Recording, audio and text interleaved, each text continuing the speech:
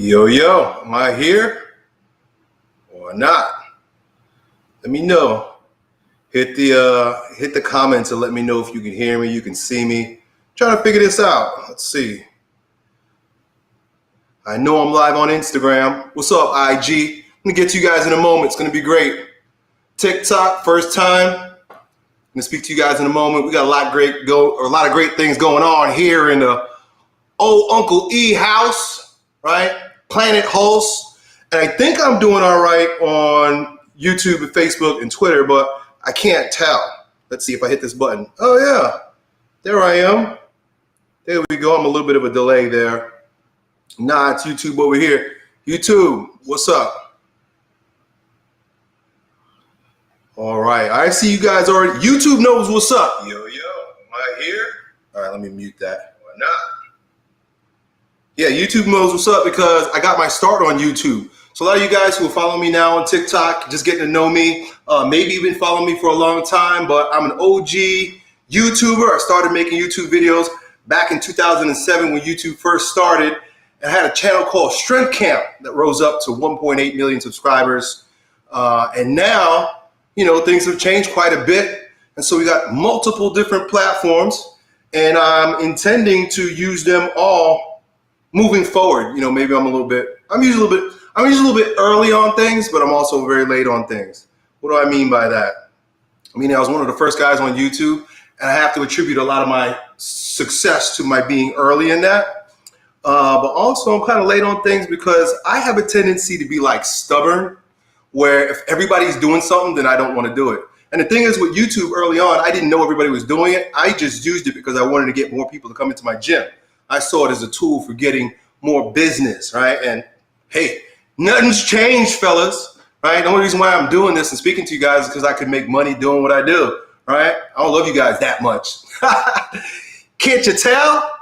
But I'm just messing around. I'm just joshing. I'm just joking with you guys. I really do enjoy doing what I do. And I'm so blessed to be able to work out of my home, right? And obviously you guys can't see, but let me do this. I'm just gonna sneak this out of the way for a moment, but I'm in my office, and out that way, I don't know, you guys on Facebook and YouTube can see, out that way is the rest of my house. My wife's out there right now homeschooling our children. And so I'm so blessed to be able to work from home, teach my children from home. We're homesteading. I keep my wife home. Over the past few years, my life has changed quite a bit. And the reason why I'm telling you this is because I appreciate you. I couldn't do anything that I do if it weren't for you. And so I got to let that proceed before we even begin. Thank you. Thank you from the bottom of my heart. For some reason, y'all like listening to me here, like hearing me talk. I like to hear myself talk too. That's a part of why this works so well. You like hearing me talk, and I like talking.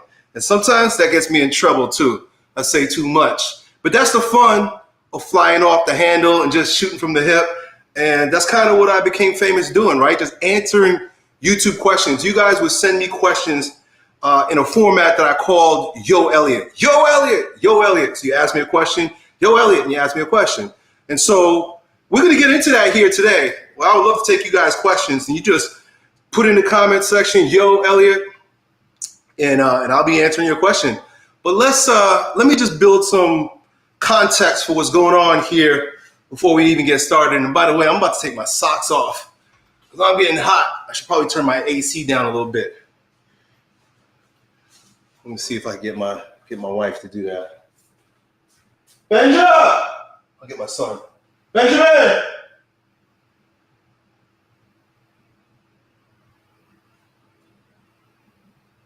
I don't know, they can't hear me right now. Yeah.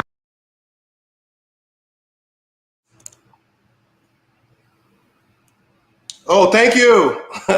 My family can hear me. My wife says, I'm going to turn it down. I think I just lost my connection on my camera. So what I need to do is hit this record button. So that way. You turning it down? Thank you. Yeah, put it at like 64, 65. Woo. Sweat my balls off. Part of the reason why I'm sweating is because I just got back from a walk around my lake. So among many things, you guys don't see me in my gym anymore because I've moved. I've moved multiple times. A lot of you guys are familiar with me with that old YouTube, my old strength camp gym where I got famous making YouTube videos. I changed gyms after that. And I kind of, for lack of better terms, I took a dive in my life. I took a detour. And, I think a part of it was that I'm a sprinter. And so I'm out the gates like a bat out of hell. I played football that way. I play life that way. One of the problems with being a sprinter is that you get tired real quick. I think that's a part of what happened to me. I got tired real quick. I took a break. I didn't want to be seen. I didn't want nobody to know me. It was a little bit like unnerving for me to go places and people recognizing me. As strange as it may sound, I'm a bit of an introvert. Wiping a sweat. Bit of an introvert. I'm charismatic. I like to speak, and apparently people like to hear me talk, but I kind of like to be private. I kind of have like a private life. And so I just needed some time to myself. But we're here now, and so I don't want to spend too much time talking about myself. I'm just warming up here, warming myself up, warming up my tongue, warming up my lips so that I can deliver for you guys with a lot of wit. So what I'm going to do is I'll take the next 5 minutes. I'm just going to give you a little breakdown on what my life has been like, since most of what you see from me is just me answering you guys' questions. Like I said, as an introvert, as a semi-introvert, quasi-introvert, I don't really share what's going on in my life. Like these guys that like vlog and stuff. I see these dudes like they carry on the camera, or they're doing stories all day long, and they want everybody to see what's happening behind the scenes in their life. Not me. I don't want y'all with me all day long. The stories and stuff, I'm going to start doing it a little bit, like those you guys may have noticed on Instagram, simply because I want to get feedback from you guys. So I got a lot of new projects going on.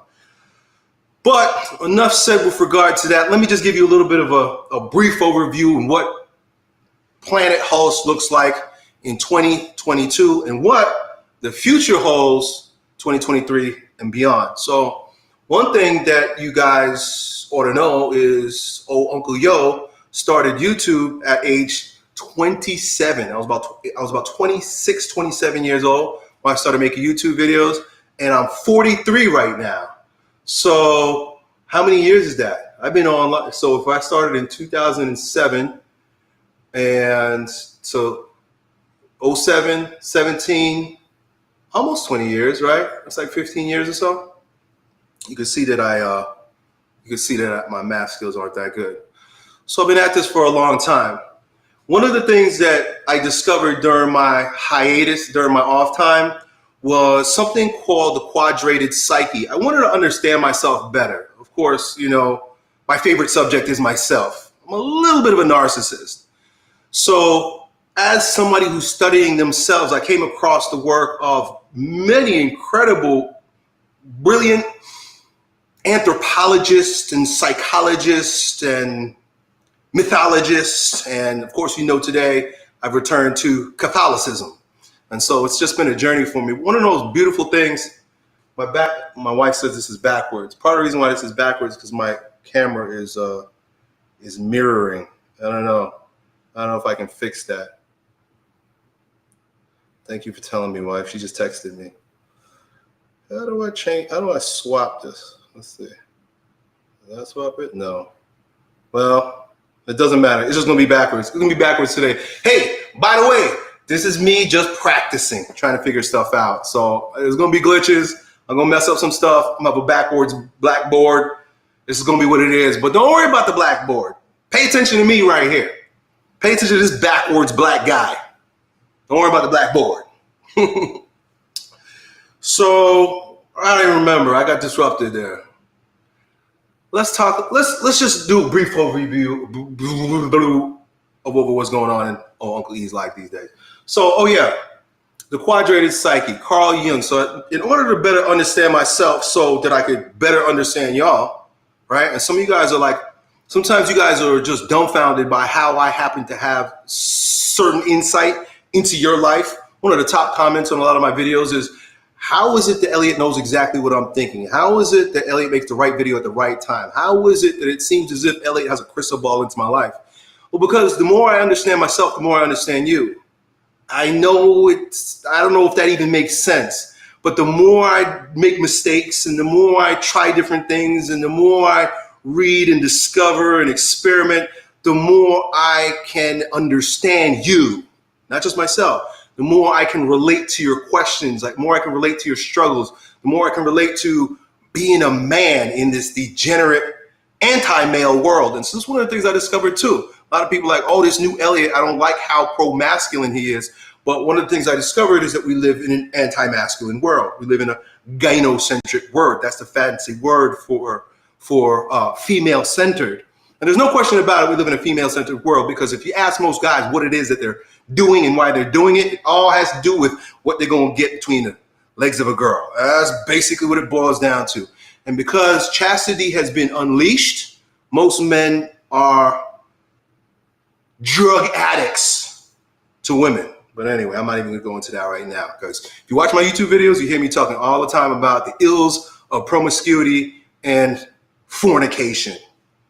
But how did I get here? How did I get to figuring all this stuff out? Well, one of the things I did was I discovered the work of Carl Jung. I like him. I don't swallow hook, line, and sinker everything that he teaches. But one of the things that I thought was so fascinating, because it seems to be a recurring motif throughout all anthropological findings of man and his experience on this planet, is that the mind is like a cross, So fascinating that Jesus dies on the cross.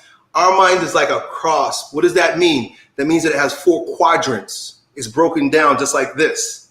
Isn't that fascinating? Isn't that fascinating that the bridge between the fleshly nature of man and spirit that Christ creates through the cross is imprinted on our psyche? Carl Jung figured this out. The cross is imprinted on our psyche.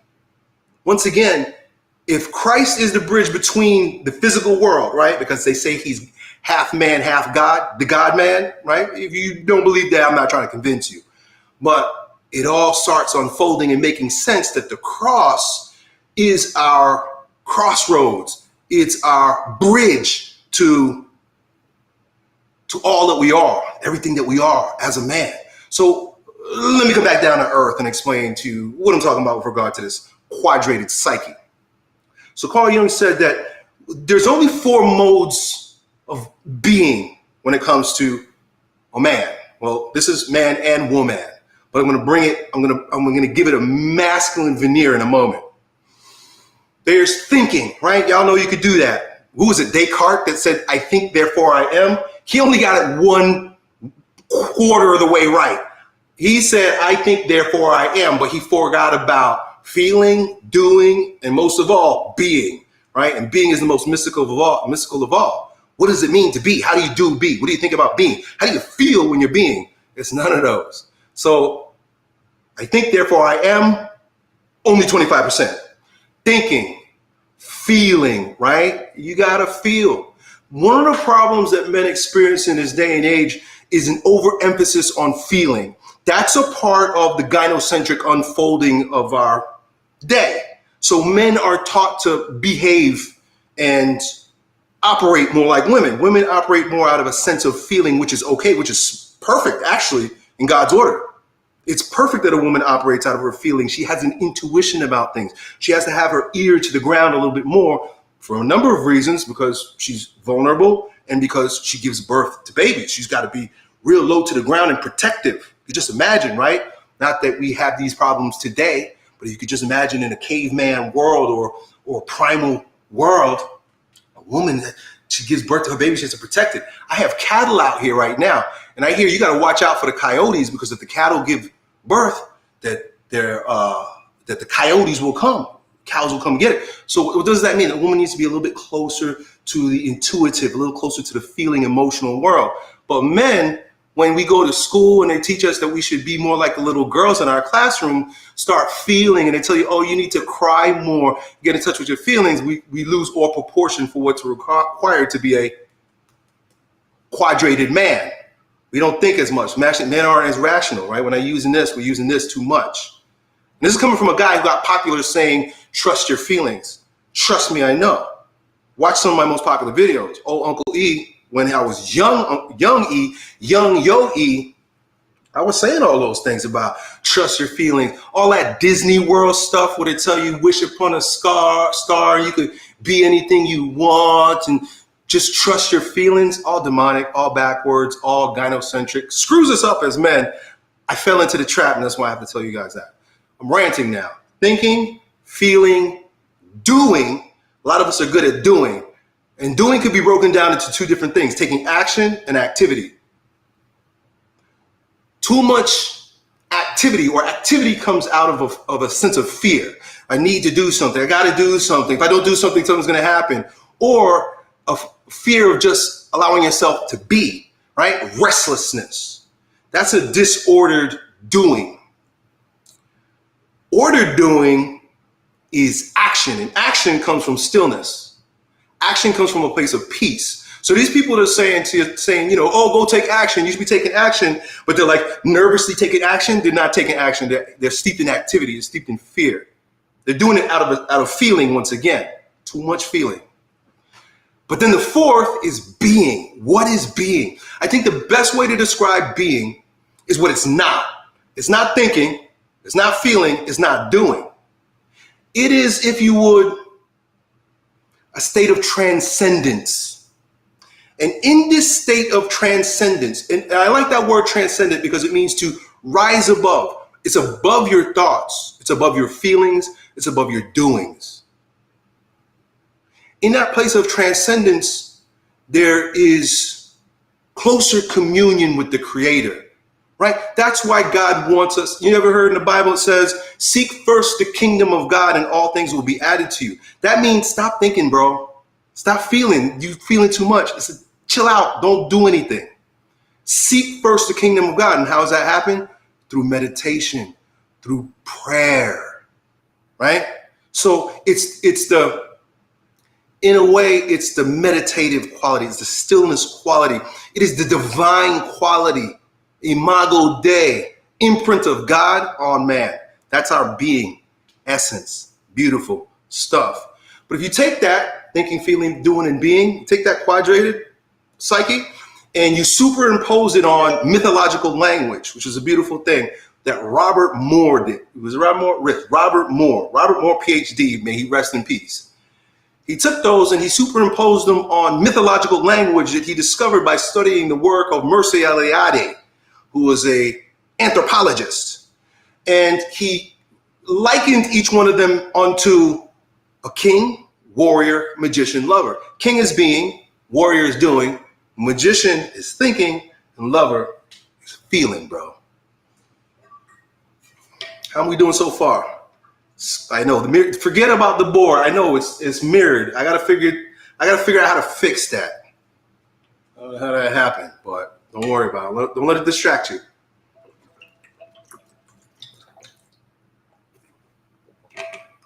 Just listen to what I'm saying. Listen to what I'm saying. Don't worry about the board. I almost didn't use the board because I knew it would be a distraction. You think maybe if I pick up the board and I turn it around, you guys will see it better? No, that was not going to work that way. How is it on TikTok and on Instagram, though? I don't know if it's mirrored that way for you guys. But anyway, that's what it is on this. I'll figure it out another time. So with that, I'm going to wrap up here in a minute, right? I'm going longer than I probably need to, but then I want to take your questions. And so I know you guys are chatting over there. I'm not looking at your chat at all right now, but if you have questions that you want me to answer, hold on to them. I'm going to look at them in a moment, and I'm going to prioritize YouTube. So if you ever want to hear directly from me in these live streams that I'm going to be doing frequently, go onto my YouTube channel. Why? Because you can send me super chats, and I want super chats. I'll prioritize your question if you super chat me, right? Send me a few bucks, and I'll give you priority. But I see you guys over on the other platforms, and that's okay too. But like I said, if you want to hear directly from old Uncle E, go to YouTube. Okay. So let me just go over those four aspects as they relate to my life, right? King, warrior, magician, lover. And I'm going to be just real brief with this so that we can get rolling. King aspect is associated with goals, long-term and short-term. Short-term goals in my life right now, number one, obviously, I want to bring my live presence through social media. So I'm going to be doing these lives from now on. I think this is where I shine the best. A lot of you guys watch my videos, but you don't understand that my videos are recordings of my live calls with my students. Short-term goal of going live is to get more students. So that means if you want to be in my coaching program, you want to deal with me on a one-on-one frequent basis, get all my teachings in my King Transformation program, go to makemenstrongagain.com. Watch my free masterclass. At the end, there's going to be an offer. I'm not trying to trick you into making you think that you're going to watch my masterclass and it's just going to be, no, you're going to watch it. And at the end, I'm going to tell you why you need to pay me so that you can be in my program and change your life. Go to makemenstrongagain.com. And no question about it, it's a deep, philosophical, psychological, social dive into the ills of our society today, why men are lost, and what we need to do in order to find our way back. And it has a lot to do with a return to traditional masculinity, something that gives people cringes when I say it these days, but not you guys. You guys know what's required for this world to be great. Strong alpha male fathers, husbands, men, leaders. None of this egalitarian, democratic, we're all the same BS, because we're not.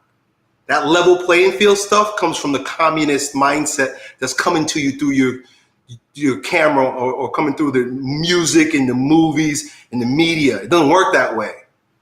Men work vertically, and we need alpha male leaders.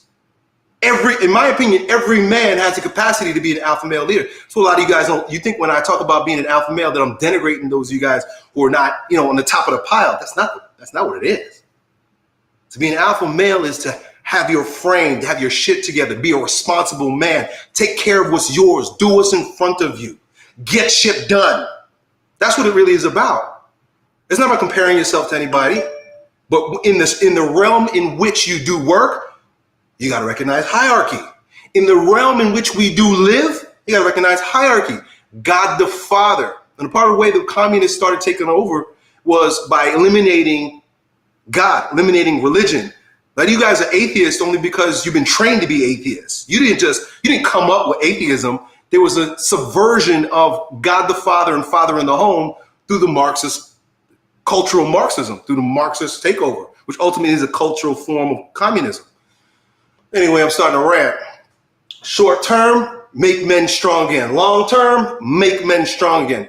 Long term, I'm going to be creating a whole lot more video courses because there's so much that I want to teach you guys. And I just realized that just me ranting on these videos, me answering your questions doesn't go deep enough. So for example, right now, today, I started creating a course called How to Attract and Marry a Virtuous Wife. Because a part of making the world great again and making men great again is making children great again.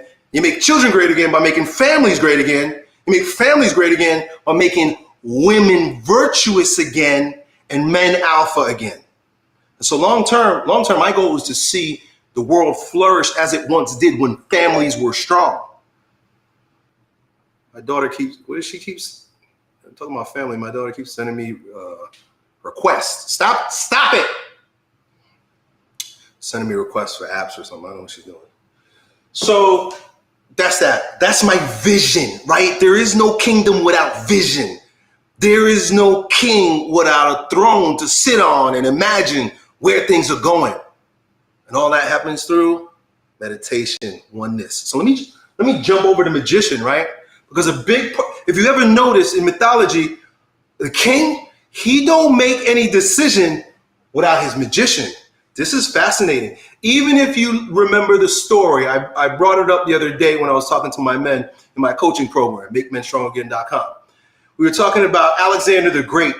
And Alexander the Great was groomed to be a conqueror. But his moment came when he visited the oracle. What is an oracle? An oracle is a female wizard. Very, very, very powerful. And if you want to know more about how powerful an oracle could be in your life as a man, read Stephen Arniel's book. Is called queen, princess, oracle, and whore. The 4 types of women. It's the corollary to king, warrior, magician for men. Queen, princess, oracle, and whore. The whore is the lover. Nobody likes that. That's a messed up word, but hey, it's not my word. It's the name of his book. So Alexander the Great, before he descended upon the world to conquer, and they call him great.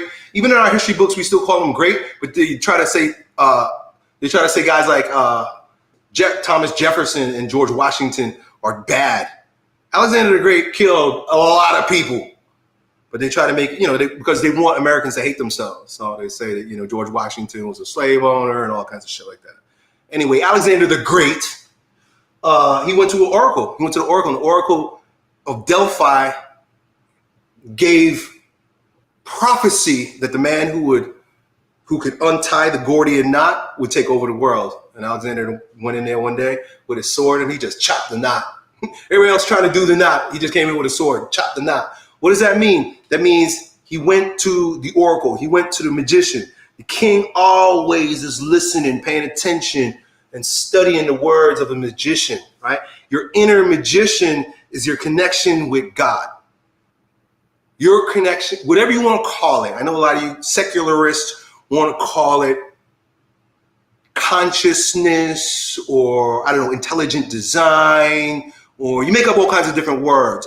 I try to keep it simple. God the Father meaning pattern, the paternity, my Father, like Christ says, my Father. So connection with the Father. What do? Well, it's reading and it's prayer. I do a lot of praying. I pray the rosary every day. I pray the divine mercy every day. I'm a Catholic, so we got lots of prayers. We have tons of formulaic praying. And I'm going to talk a lot about Catholic faith here just because I'm Catholic. And there's a lot of misconceptions about the Catholic faith. I'll even talk to you guys one day about how I became Catholic. I was born Catholic, but then I forgot about it, just like most people do, because we live in an anti-Christ world and an anti-Catholic world for sure. Some people say anti-Mary world, and that's why women have gone so far astray. All you Protestants that hate Mary, that's a part of the reason why feminism works. You never recognize the value of the Mother of God. Now you got all your daughters out there running around riding a cock carousel, being whores. So we live in an anti-Mary world, which is an anti-Catholic world, because Catholics venerate Mary. So I don't want to go too far down that route. Prayer, baby. Wake up and pray every morning. Let's go back here. Warrior. What's my training look like? 2 things that I've adopted in my training over the past year since this year began in various different ways that has been just amazing. Number 1, big shout out, knees over toes guy. Knees over toes guy. Who loves knees over toes guy? I love knees over toes guy. I use a lot of his training for my lower body because I tore my Achilles tendon in 2017. I've had knee problems since I was a kid. And it wasn't like debilitating, but it was always a little achy. It was never, my lower body from my knees down, never been like on point. Quads have always been huge. Glutes have always been huge, but I need a lot of work from my anterior tibialis, soleus, what do you call it? What's that other muscle? Gastrocnemius, all that kind of stuff. So knees over toes workouts, I do it every week. And number 2, those of you guys who follow me on YouTube on my Strength Camp channel, you're probably aware of the 1 set to failure method from my buddy Jay Vincent.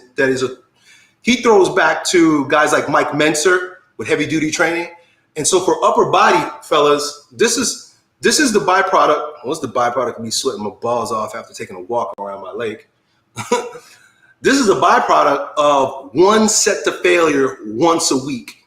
I'm going to tell you guys a lot more about that coming up here later this month, because I'm teaming up with him to create a product. It's a video course, ebook program where we're going to teach you how to get jacked with 1 set to failure with 1 workout every week. And that's it. It's been amazing. My joints feel better and I'm getting swollen and I'm just doing 1. Now, don't get me wrong. It ain't 1 sissy set. It's 1 monster set. It's 1 throw all the esh against the wall kind of set. It's a debilitating set. When you're done with that set, you're aching. So it's a tough set. But it's 1 set. It's only once a week. And so that's what I'm doing with my training. And then as far as business is concerned, I'm bringing back grounding camp. That's another thing. Since 2020, I stopped doing grounding camps because, first of all, I wasn't going to travel. I live in Florida. I live in a free Republic of Florida. I ain't going nowhere else. I'm not going to go to some state where they're going to tell me I need to get a jab so that I can go to the supermarket. Good for y'all. If y'all want to do that, that's where you live, that's fine.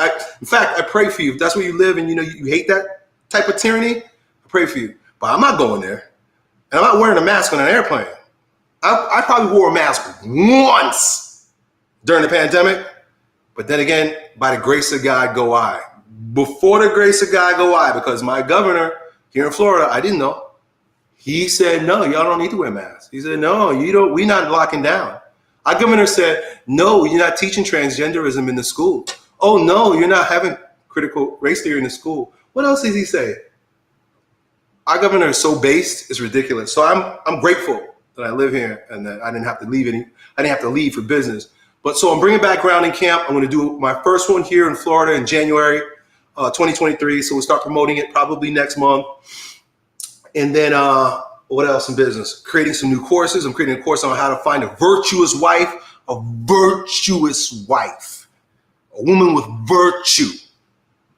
Chad Ripperger, Father Ripperger on YouTube, check him out. He's such a base Catholic priest. He's an exorcist. He's got this one course. He's got this one video called 4 Stages of Courtship. And he says in this, and listen, I'm telling you, it's the God's honest truth, but it's hard for you guys to see this. You'll figure it out one day. He says, if you marry a beautiful woman with no virtue, you're going to be miserable for the rest of your life. But if you marry a plain woman with great virtue, you'll be happy for the rest of your life. I know a lot of you guys are listening to me right now like, Elliott, marriage is stupid. Okay. I understand why you say that. I totally understand why you say that. Courts are stocked against us. Women are unvirtuous these days, but you're not going to be happy until you're a king with your kingdom and you have a family as a man. Being generative as a king is paramount. And that means, what is generative? It means generate. It means make more of yourself. I want to have 4 more kids. I got 4. I want to have 4 more. That's the kind of guy I am. I want to have a lot of babies, but it's probably not going to happen. But God gave me the grace to have to be a father figure to a lot of young men throughout the world. Right? I don't take that for granted. I'm not saying that to blow my horn. I recognize the state in life that God has placed me. I take it very seriously, and that's why I can't, in good conscience, talk to you guys like a lot of the other bros on YouTube talk to in terms of living a degenerate, promiscuous life. I got to tell you the way it is, like a good dad would, right? I'm talking to you like a dad that loves you, a father that loves you. And my authority comes from above. My authority don't come from some book. It don't come from some course. It don't come from some diabolical, disoriented place. My authority comes from above. So if you follow me, you know you're going to be led to the right place. And that's a part of me coming back to the church over the past 2 years.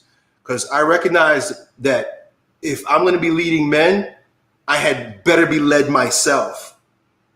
Because if you following a man that's not following the Lord, you're following him off the cliff. Eventually it's going to catch up. You're going to realize. I make no bones about my imperfection, but I aim and intend in every day and in every way to point y'all to the Father above. It's not me. It's not me. I'm just pointing this way. I'm pointing to the God the Father through his son, Jesus Christ, who is the bridge, who is the cross, right? Between flesh and spirit. A lot of powerful stuff. So that's just me ranting for a little bit, right? Did about a 30-minute rant there. And so I'm going to go to YouTube right now and I'm going to look for them super chats. I'm going to start answering questions.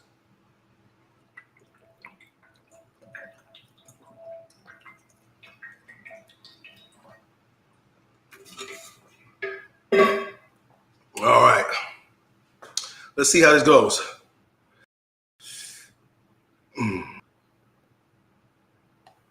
Whoa, okay. How do I find all these? I see one here, but I know there's more than one.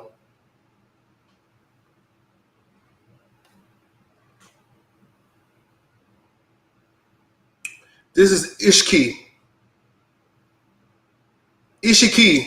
Okay, I'm going to answer this question for Ishiki. I'm going to read it and shoot off the hip, and I'm going to try to find the other ones. If you sent me one and I didn't see it, let me know in the chat. I'm going to look.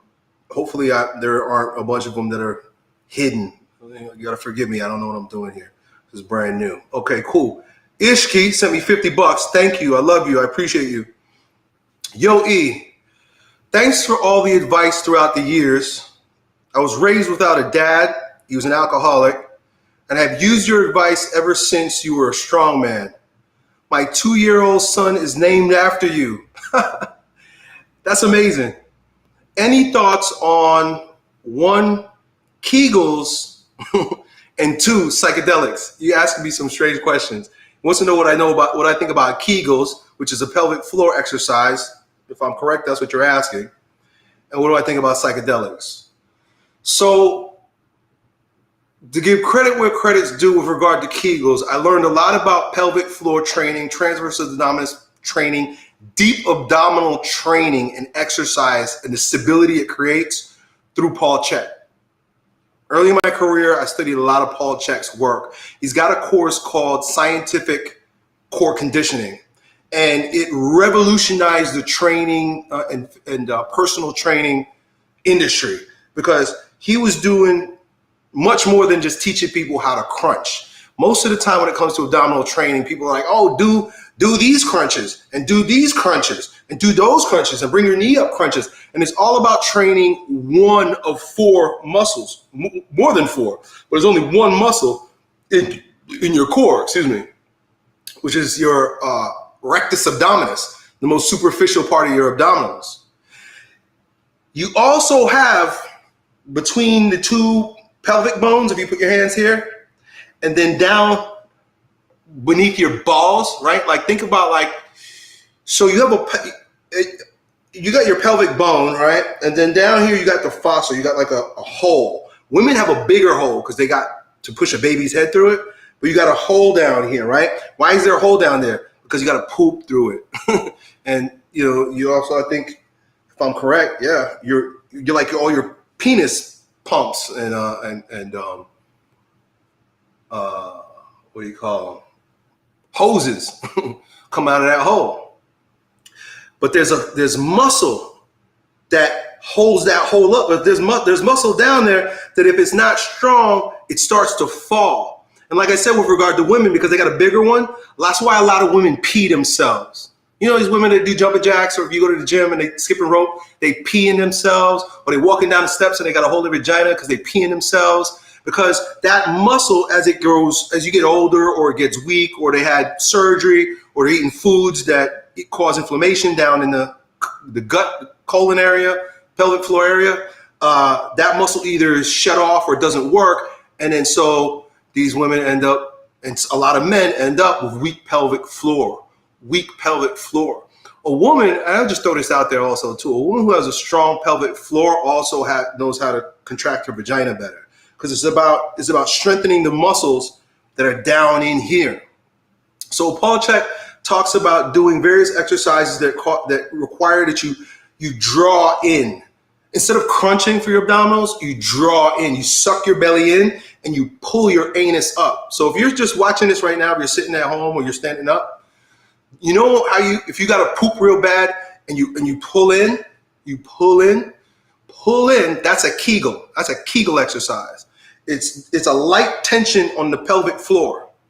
So you got a light tension on the pelvic floor by pulling your balls and your butthole up. And so it's a very important muscle to exercise for both genders, mainly for women. For men, if you can control your pelvic floor, you can control your ejaculation also. Did you know that? So if you look at like Mantak Chia has a book. He's like a Taoist Chinese sexual kung fu guy, and he talks about doing these various different exercises in your pelvic area so that you can control your ejaculation. So you guys who have like premature ejaculation, you can actually strengthen those muscles by doing Kegels. Strengthen those muscles that I think your prostate is down there too, and it sort of lifts up the prostate. Part of the reason why you have premature ejaculation is because the prostate is like kind of relaxed and it just does what it wants, right? When you ejaculate, it's a convulsion of the prostate. It's a muscle doing this. That's why when you're blowing your load, it feels like right? But the prostate is a muscle and a gland that's doing that. But the muscle, the pelvic floor underneath it, if you can contract it, you can relax. You can hold that contraction back. You can hold the spontaneous contraction of your prostate back. Right? I'm not expert in all this. I'm just telling you what I read. I read a lot of books, right? And I practiced it myself. There was a time when I was a premature ejaculator. But I think as we get older as men, we're not so eager and like when you're young. And so I have much more control as I've gotten older, and I don't have to do a whole bunch of exercises. I'm just not as like when I was in my 20s, right? So I know you asked me about Kegels. I don't know why you asked me about Kegels, but for a woman, especially if she's had children or she has, inflammation due to like heavy periods, or she's eating foods that cause irritation in her gut, or just merely by being weak, they need to do these Kegel exercises, otherwise they're gonna pee themselves. So I hope I did justice to your question there. Now, with regard to psychedelics, I don't have too much of a strong opinion either way about it. Though I do have a tendency to think that these guys who go on all these ayahuasca journeys and they're going on all these psychedelic trips generally have an addictive personality anyway, and they're looking for another high. Now, don't get me wrong. I understand that there are those that go and they use it in a very medicinal way, right? And they have some sort of epiphany or some kind of awakening. I'm sure there's some value to it. But then again, there are those who, if you would just get your act together, stop eating junk food, stop smoking weed all the time, stop getting drunk every day, eat properly, get to sleep at night, right? Stop being lazy and effeminate, jerking off to pornography. You get your life together. You'll get your life together by your will. You can will yourself into getting your life together. In fact, that's what's required most of the time, because if you get something without working for something, it's not gonna last. So you see these guys who they want some sort of like epiphany and change in their life. And so they go on some ayahuasca trip and they come back and they're like, oh, I learned all this about myself. I realized where I was wrong. I see where I was going and where I need to go. And then you talk to them a year later and you're like, so what happened? What did you do? You had an epiphany, right? What did you do? Wow, nothing. He's still the same slack dick he was before getting the ayahuasca trip. It opened his eyes, but he never strengthened his will. He never did anything about it. That's a big, that's a big problem. A big problem is these people that are seeking enlightenment and they get woke and they don't do anything about it. Better yet, repent. See yourself as you are. Recognize your ills, your wrongs. Cringe about how stupid you've been and turn around and do something different. But you know what that requires? Strength of character. It requires will. It requires doing what you got to do when you don't feel like it. Taking a hit of some medicine so that you get woke and then come home and do nothing. And again, I'm not saying it's everybody. I see a lot of guys, every action is measured by the sentiment from which it proceeds. So they're coming from the same effeminate place that they've been anyway. So it's like now you just added some extra to it. Oh, Biden, I need to get another hit. So they go again. I know these guys. I'm thinking of somebody in particular. I'm thinking about one guy in particular. I'm not going to say his name. Y'all don't know him, but he was somebody who was close to me. Not so much anymore. He was going on these trips once a quarter or like twice a year. And his life just kept getting worse. His life kept getting worse. Here's another thing that I'll throw out there with regard to these psychedelic trips people are going on. When you take this medicine, you open up, you unzip your unconscious, and you don't know what you're letting in. There needs to be protection. That means if you're doing stuff like this, you need to be with a highly skilled, very spiritual, strong, boundary-keeping elder, priest to facilitate it for you. Otherwise, you can open yourself up, and what happens when you unzip your unconscious like that, you are susceptible to all kinds of demonic possession.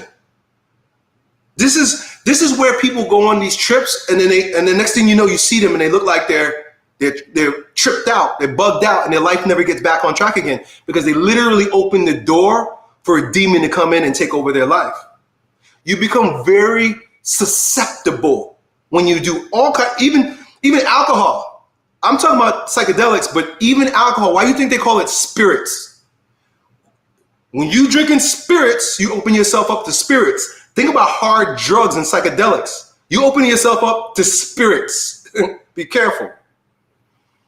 So that's my answer to that, Ishki. I'm happy to have served you there, dude. Let's see. Top chat. Oh, is there a way to see super chats? Let's see another one here. Masick. I'm gonna find all the super chats. I think there's a button.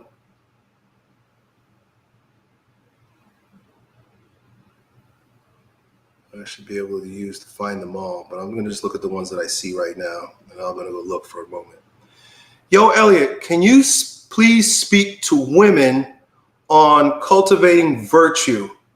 I feel like I already messed up by not waiting for marriage, and it kills me. I have since found God, repented, and I'm trying to be the most godly woman I can, but still feel unworthy. I have a great book for you that I'm listening to on Audible right now, and I have the book here. Let me show you. And what I'm going to say to you, of course, it's preventative, right? Like, oh, I wish I would have known this earlier.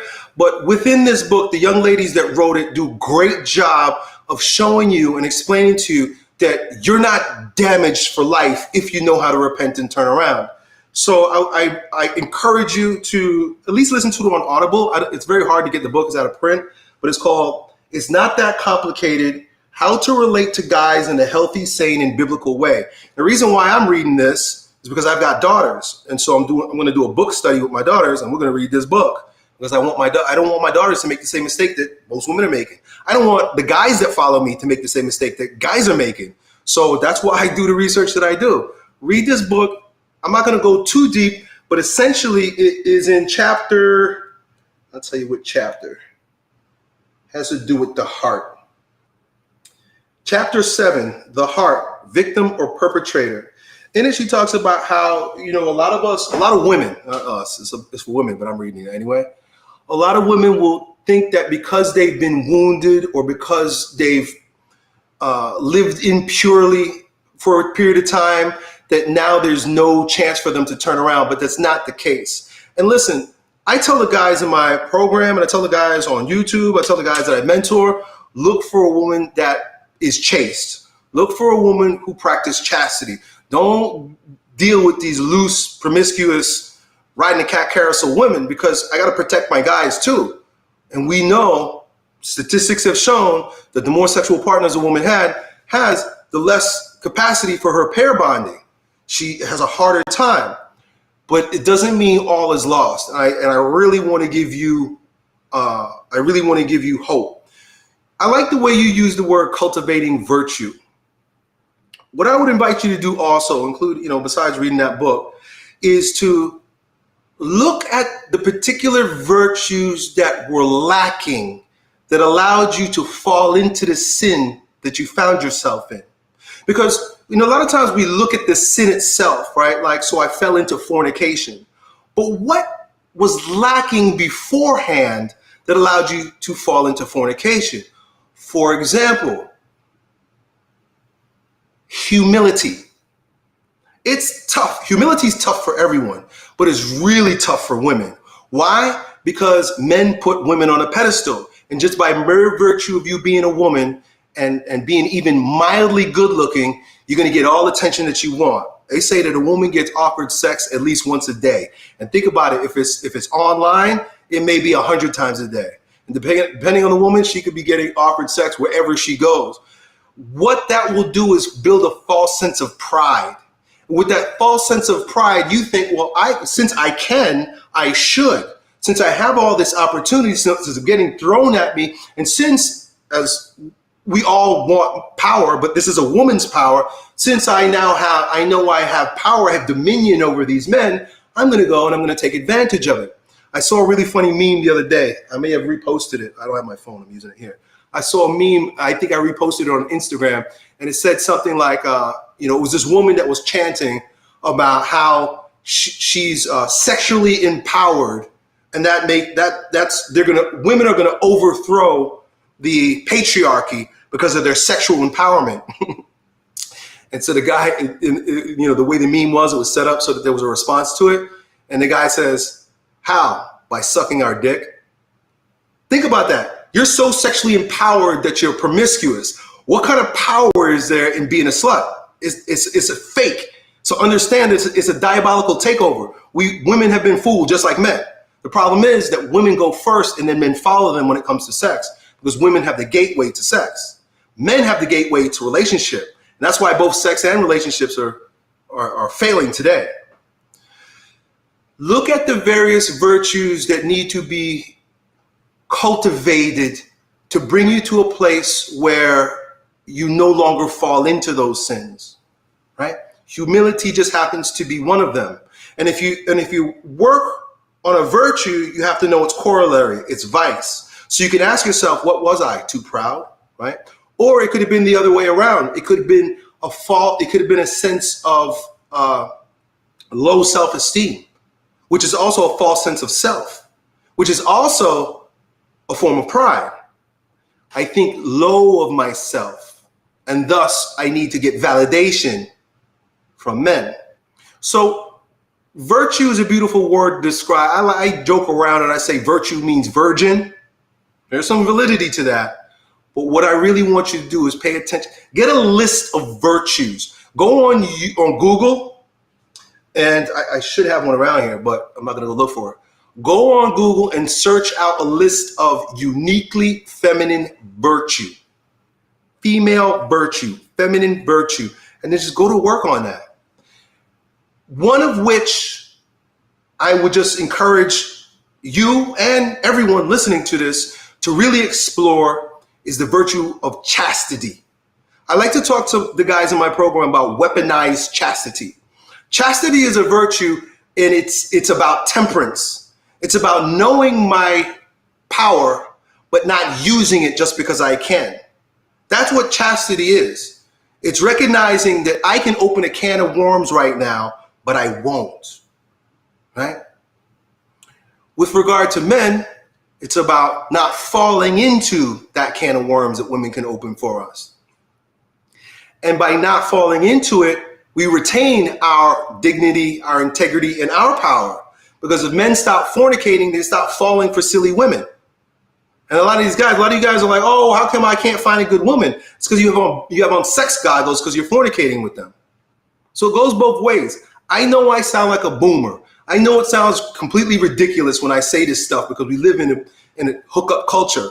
But when we stop fornicating, families will start working again, but both men and women will stop complaining about each other because we'll start to see each other as we are rather than how make each other feel.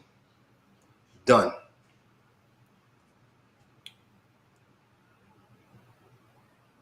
All right, let me see if I could get another one here. Wow, I love you guys. Thank you for sending in all these super chats. I don't know how I can get this to work better, though. I'm refreshing my browser.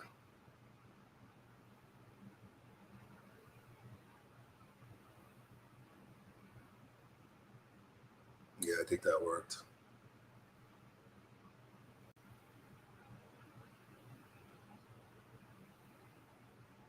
Oh, here it is. I think I got it. Armchair Quarterback, $5 super chat. Thank you.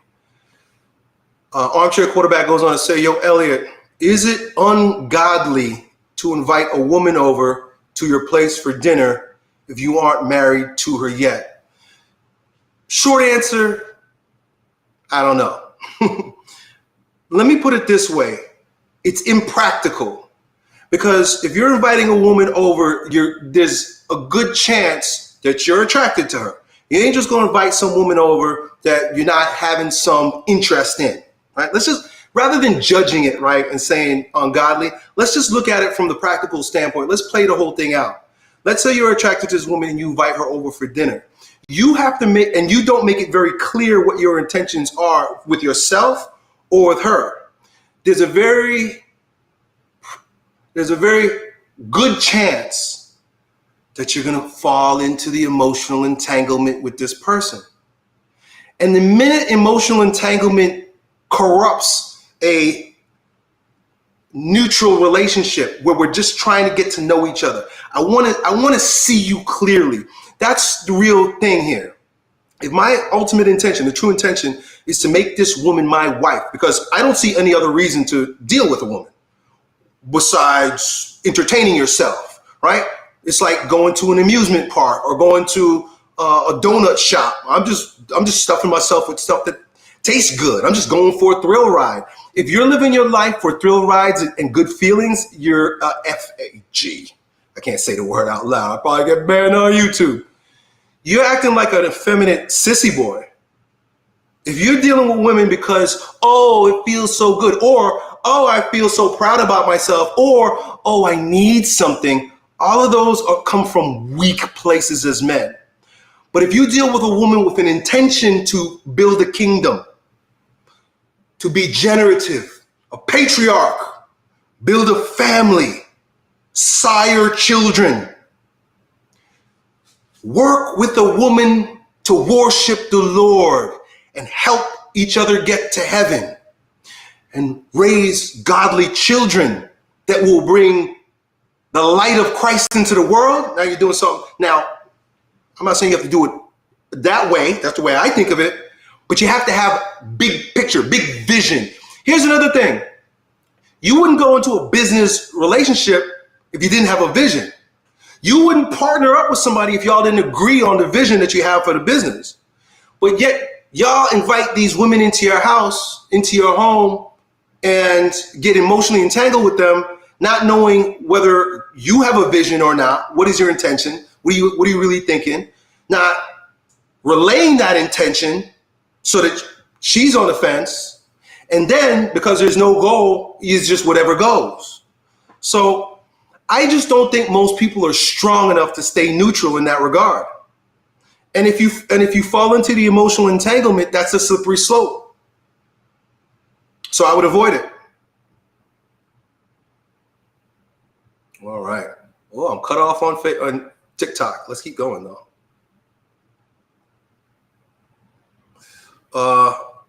BGN, I got a super chat, $50. Thank you very much. Appreciate you. Or it says BGN. Sharp Pirate. Sharp Pirate goes on to say, I'm getting notifications from my dudes saying that I should re-up on TikTok. Okay. Give me a second. I'm going to get to your question, I promise. I'm burning up here.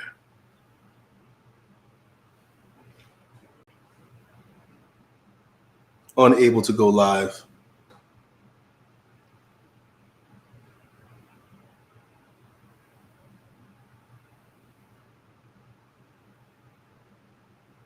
Okay. Let's keep going. Sharp Pirate. Let me take a sip of water. Let me slow down because I want to deliver to you guys like I deliver to my guys in my coaching program. So I gotta take my time.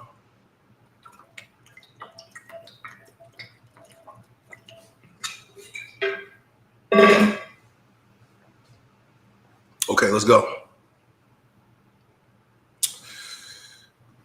I follow both you and Andrew Tate. You agree on almost everything but chastity. He says you can't really know a girl before you sleep with her. He kind of has a point. Please comment on that. I think the exact opposite, that you can't know a girl when you sleep with her. That's where he's completely wrong. I don't follow him. If you say that we agree on everything but chastity, he's wrong and I'm right. Just think about what happens when you lay with a woman and you start having all those oxytocin releases. They say that and this is scientists say, you can go look this up, that when you ejaculate, when you have an orgasm as a man, it is literally the same chemicals as a hit of heroin boom, a hit of heroin into your brain. It sets off a big explosion in your brain of all kinds of hormones and neurotransmitters. Do you think you're seeing clearly when you just got a hit of heroin after having sex with this girl? You can't see her. And now here's the thing, because people have forsaken the way we are intended to know one another and think that the only way we can get to know each other is by having sex, we've forgotten the real way to get to know someone. So just so I can clarify, having sex is the worst way to know a woman. What practical information will you get from blowing your load in a girl? Is she a screamer? Is she a bleeder? Right? Does she what? Is she do it like the girls in the porn movies? What? Sex is sex. I think we made sex out to be way more than it really needs to be. All I require from a woman, if she's going to be my wife with sex, is don't deny me. You just never deny me, right? And I'll leave it at that. Otherwise, it's just, first of all, it's for making babies. And most of y'all are having sterile sex anyway. So it's like the whole point of it goes out the window, just blowing sterile loads into a bag, or she's on hormones that make body think she's pregnant so she can't get pregnant. It's all ridiculous anyway. Just think about if contraception didn't exist. You wouldn't be boning anyway, so you could see more clearly. Anyway, bottom line is you cannot see a woman and she cannot see you clearly if there's emotional entanglement. It's the worst way to know her. But if you really want to know her, you really want to get to know a woman, you got to meet her family. This is where courtship comes in. And this is why I believe that the future will be with those who court, not date. Dating is about how quickly we can get into bed with one another so we could get blind with hormones and fall into emotional love and have a roller coaster of a relationship until we get so dumb that we get married, or the court says that we're married because we're living with each other unlawfully. And then your life is a mess. It doesn't work out. In fact, studies have shown that cohabitating and fornicating couples have more incidents of divorce than those who waited till marriage. Check out the statistics. It's not me just making this stuff up. They don't want you to hear that statistics because they understand that the more that men fornicate, the more they fall into hypnosis by women. And the more men are hypnotized by women, the more the advertisers and the music and the media control men through the women. You ever see that video with Tupac where he says, if you want to make hits, you got to make music for the women. Because if the women like the music, the men will follow the women. Watch Tupac. He's super smart when he says that. I don't know where you can find that, but go on YouTube. Tupac, make hits for the girls. He understood as an artist, as a media producer, you create it for the women. Because if you create the hits if you create music that men like, the women are not going to follow. Because men follow women that are giving them the gush. Women that spread their legs are like a Pied Piper, and men are just going to come following them. So if the producer, the music maker, the media, the music, the movies cater to the women, even if it's stupid, all the guys will follow. I remember when I was a young beta male, I used to listen to, I would like certain music that I really didn't like because I knew girls liked it, like Spice Girls and dumb shit like that. I remember I hear some of that music now, like from the early 2000s or like the late 90s. I hear it now and I'm like, man, I remember going to the club. I remember going to a bar and singing and dancing to that with some slew. That's the way men think when they're getting sex or think they're going to get sex. You forget yourself completely. You can't even see yourself, much less see a woman. You can't even remember yourself when you're boning like that. So Andrew Tate is wrong. You want to get to know a woman, you go to her home like they did back in the days when people did courtship. You talk to her father. Her father will tell you about her. You talk to her mother, and the problem is that most parents, they suck anyway. Most parents, they don't know anything, so you're not gonna learn that much from them. But you could ask questions. Ask her little brother about her. See how she treats her little brother. You want to know about a woman? Watch how she treats her father and her little brother. Watch how she treats a man that has authority over her. Watch how she talks about a man that has authority over her. And watch how she treats a man that's beneath her. You'll learn everything about a woman by those two relationships. Mark my word, you'll learn much more than having sex with her.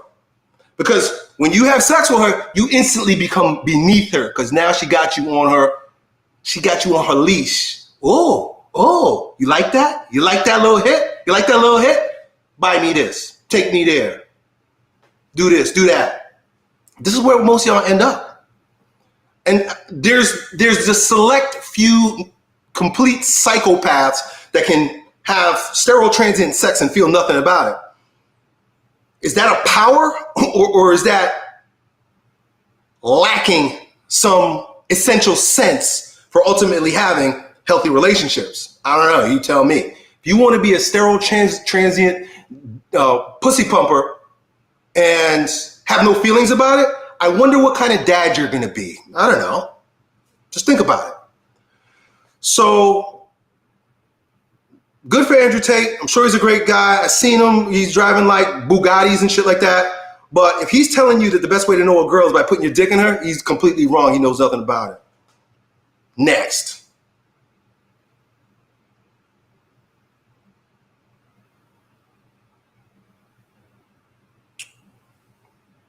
Okay, here's another one. Javid Ben-Kosom. Opinion on evidence we live on a flat, stationary Earth with sun and moon being two local lights rotating around us under a dome firmament. This matching all Bibles and ancient maps proves God. I think the Illuminati and science is hiding God. You take? So I can't really comment on that with any educational standpoint. I will tell you this though. I'm not against considering that that's a fact because I'm a conspiracy theorist. I'll put it out there, fellas. I don't believe anything that they've been telling us. I don't believe my history books. I don't believe the news. I don't believe nothing. I don't believe the government. I don't believe anything. I question everything. There's just a handful of things that I've submitted my will to and I no longer question, right? Mostly things related to religion and God. That's where I get to be a dummy. I choose to be a dummy when it comes to faith in God because there are certain things that I'd rather ascend to. I want to ascend to through faith. That's why faith is a theological virtue. But things coming from man, I don't believe none of it. So could the world be flat? Yeah, I ain't gonna say it can't be. And I've seen, YouTube videos where somebody claiming that it's flat and then another guy refutes it. Again, I don't have a dog in the fight. I can't really put my foot down either way. But I am. You say, do I take? Yeah, I'll consider it. I'll definitely consider it. When you talk about the Illuminati and science hiding God, yeah, I'm aware of the subversion of the so-called Enlightenment and how our history books have been written in such a way as to make the Middle Ages seem as if they were dark. Yet it was during that time that education was flourishing the most through the universities that were created by the Catholic Church. But that's none of my business. So I'm with you. I'm with you, bro.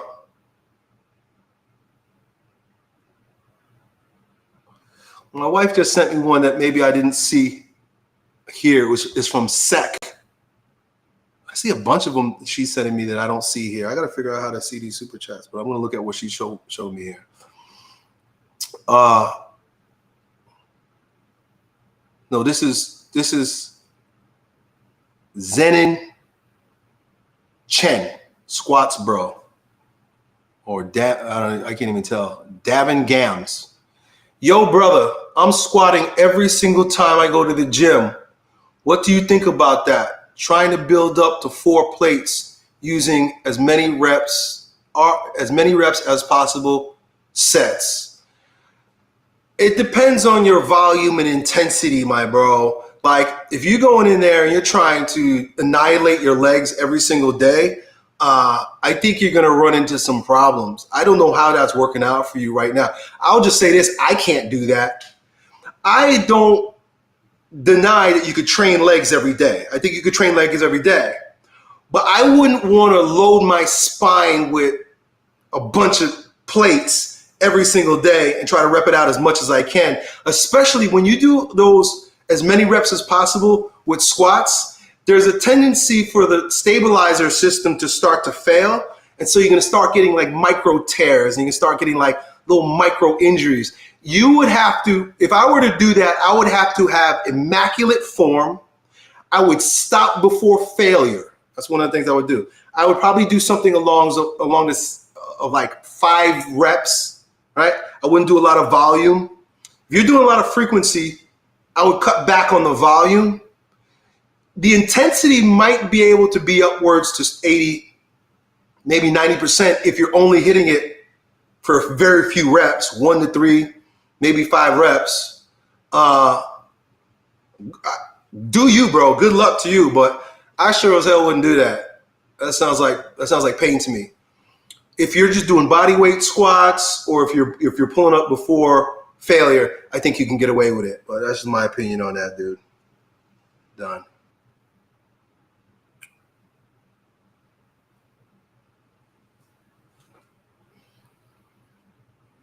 Let me take a sip of water. I got this one from Nepalis Mike.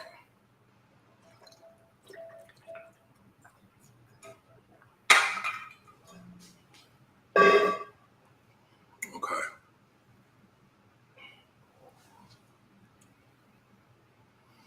Yo, Elliott, curious, what led you to Catholicism as opposed to Protestant Christianity?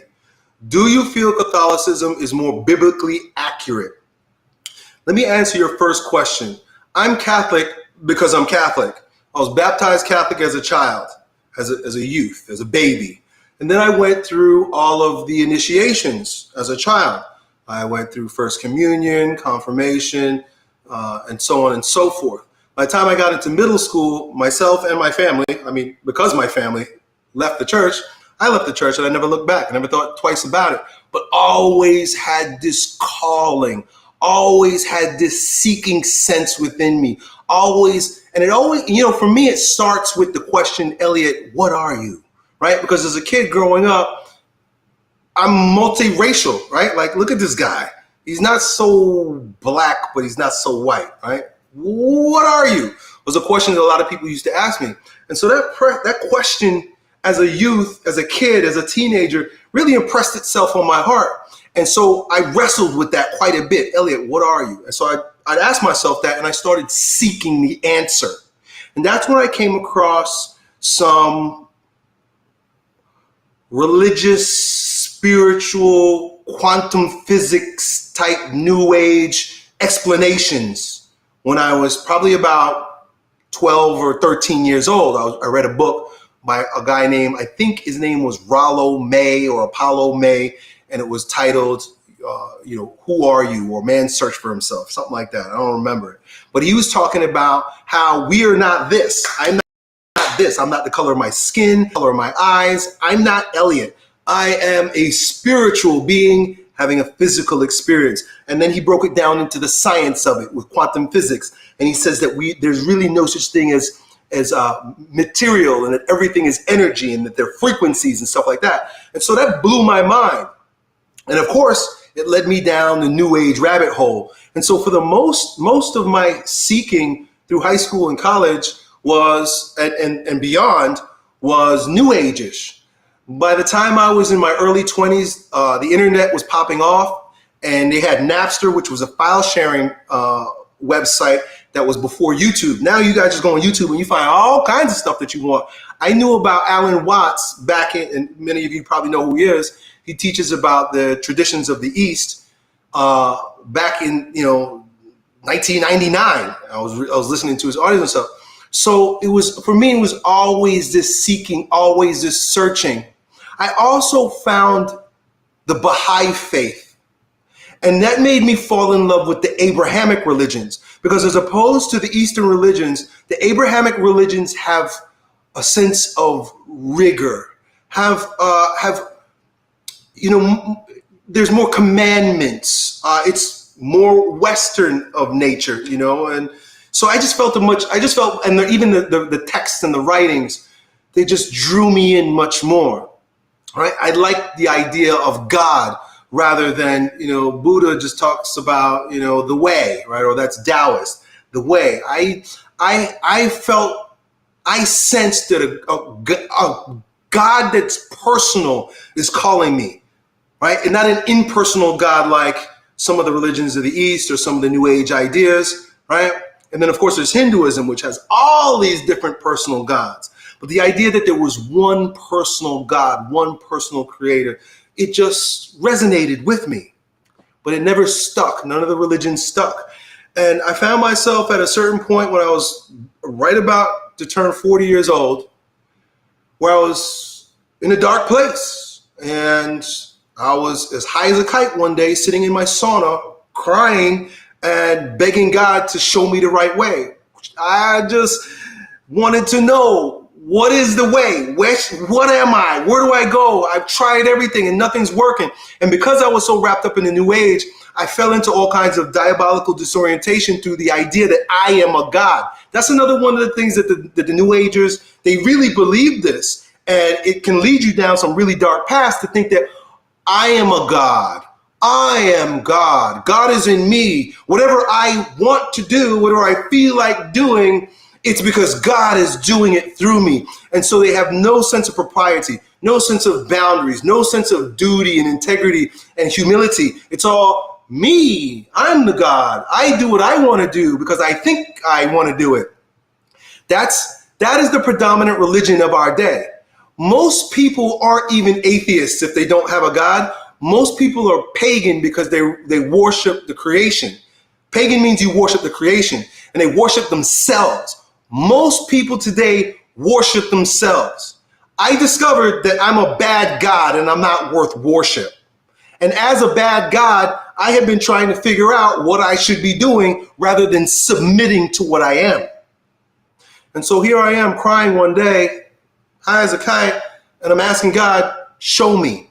And he revealed to me in my heart this sense of shame and guilt for all of the dumb things I had been doing for so many years. Because one of the things that happens when you worship yourself is that you have no sense of contrition. You have no sense of remorse for the dumb stuff that you were doing. But for some reason, all of a sudden, one day I'm there and I'm like, wow, I started feeling bad. I was like, wow, I did that. I did that. Oh man, I did that. And I started cringing to myself, telling you how I became Catholic. I was Catholic, but I didn't know I was Catholic.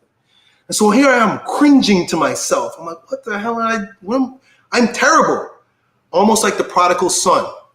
That's an important story for me in my life. Almost like the prodigal son, where he takes all his father's goods, all his inheritance, and he goes and squanders it on prostitutes and drugs. And then one day he's broke and he's feeding the pigs, and he's like, damn, my life sucks. Why did I do this? What am I doing here? Wake up. So I had that wake up moment where I was like, what am I doing? And so I asked God, and God didn't talk to me like audible, right? He wasn't like earlier. It was senses, right? And I know that it was true because ultimately, look at my life. I know that these senses were true. It was like the Holy Spirit was revealing these things to me. And I say, okay, wow, this is terrible. What do I do?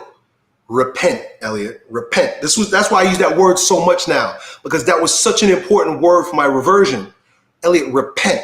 And I was like, what does that mean? How do I do that? How do I formally repent? Because here's the thing, and this is I'm now you asking me about Protestantism, and I see all the errors in Protestantism, but it wasn't because I chose Catholicism. It's because as a Catholic, now I can see Catholicism and I look at where Protestants fail. This idea that, I can just repent between me and God. That I knew in that moment that wasn't going to work. It was because I was not going to be held accountable. And now I understand it was not sanctioned by the sacrament given me by Christ. Christ gives us a sacrament called reconciliation in his church, the Catholic Church. And so here I am. I'm like, how do I formally repent? Do I go and I tell my family, or do I shout out into the streets? Do I make a YouTube video that I'm going to turn around my life? It was laid upon my heart. Elliott, go to confession. I'm here like, what? Confession? Who? Where? How? It dawned on me in that moment, I'm Catholic. I can go to a church and I can receive a sacrament called reconciliation and be absolved of the guilt of my sins and be reconciled to God the Father through the sacrament provided by the Catholic Church. Long story short, I go in for the very first time. I had to go on YouTube and figure out how to confess. I didn't know anything about this. Know nothing about the sacraments, know nothing about Mass, know nothing about church. This is about 3 years ago. And so I go in and I receive the sacrament, and from there on, I remembered that I'm Catholic. I didn't become Catholic. I remembered that I'm Catholic, and I said, well, this is great. I don't have to search anymore. I no longer need to search. It was such a relief to realize I don't need to search anymore. That's why I say I'm a baby when it comes to faith, because I don't have all the answers, but I'm not interested in looking anymore. Because all that looking was a fruit of my ego. It was all, how can I use my will to figure out what I should do with regard to God, rather than letting God reveal to me who I am and what he wants from me. There's a reason why I was baptized as a baby and was confirmed as a youth, because God gave me the grace to be a part of his mystical body, his body here on earth, the bride of Christ, which is a church that he created, which is the Catholic Church. The Protestant church protests the Catholic Church. So I'm not going to go too far down that rabbit hole because I've got a lot of questions here to answer. But your actual question to me here is, and I'll tell you how I became Catholic. I was Catholic, I just remembered. Is Catholicism more biblically accurate than Protestantism? Yes. But that's not where we hang our hat. That's not where I hang my hat. There's a lot of things because the thing is with Protestants is you guys read the Bible how you choose to read it. This is the way I read it. All Protestants, I don't care who you ask, depending on the denomination, you reading it based on how some man chose to read it or how you read it yourself. The Bible's a weird book. I don't take it for granted that I could just read the Bible and God's talking to me. That's a Protestant lie. That, I'm going to read the Bible and it's all going to be revealed to me. I open the Bible sometimes, I'm like, what? But we also have 2,000 years of tradition, thousands of doctors of the faith and saints and brilliant men, the fathers of the early church that can tell me what it means. And through that, they create a deposit of faith, which also includes tradition and the magisterium. So Protestants think that the Bible just fell out of the sky and that it just is going to give them all the graces that they need, not recognizing that no, the Bible actually came from somewhere. The early church, or through the magisterium, they compiled the book and they call it the Bible. The Catholic Church, the Bible is a Catholic book. Not only that, but how to understand the Bible is entrusted into the tradition of the church. That's why a lot of the things that Protestants and Catholics differ on is because Protestants protested the definitions given by the magisterium and the brilliant doctors of the church for over 2,000 years or 1,500 years when Martin Luther came along and he was like, I'm not doing this no more.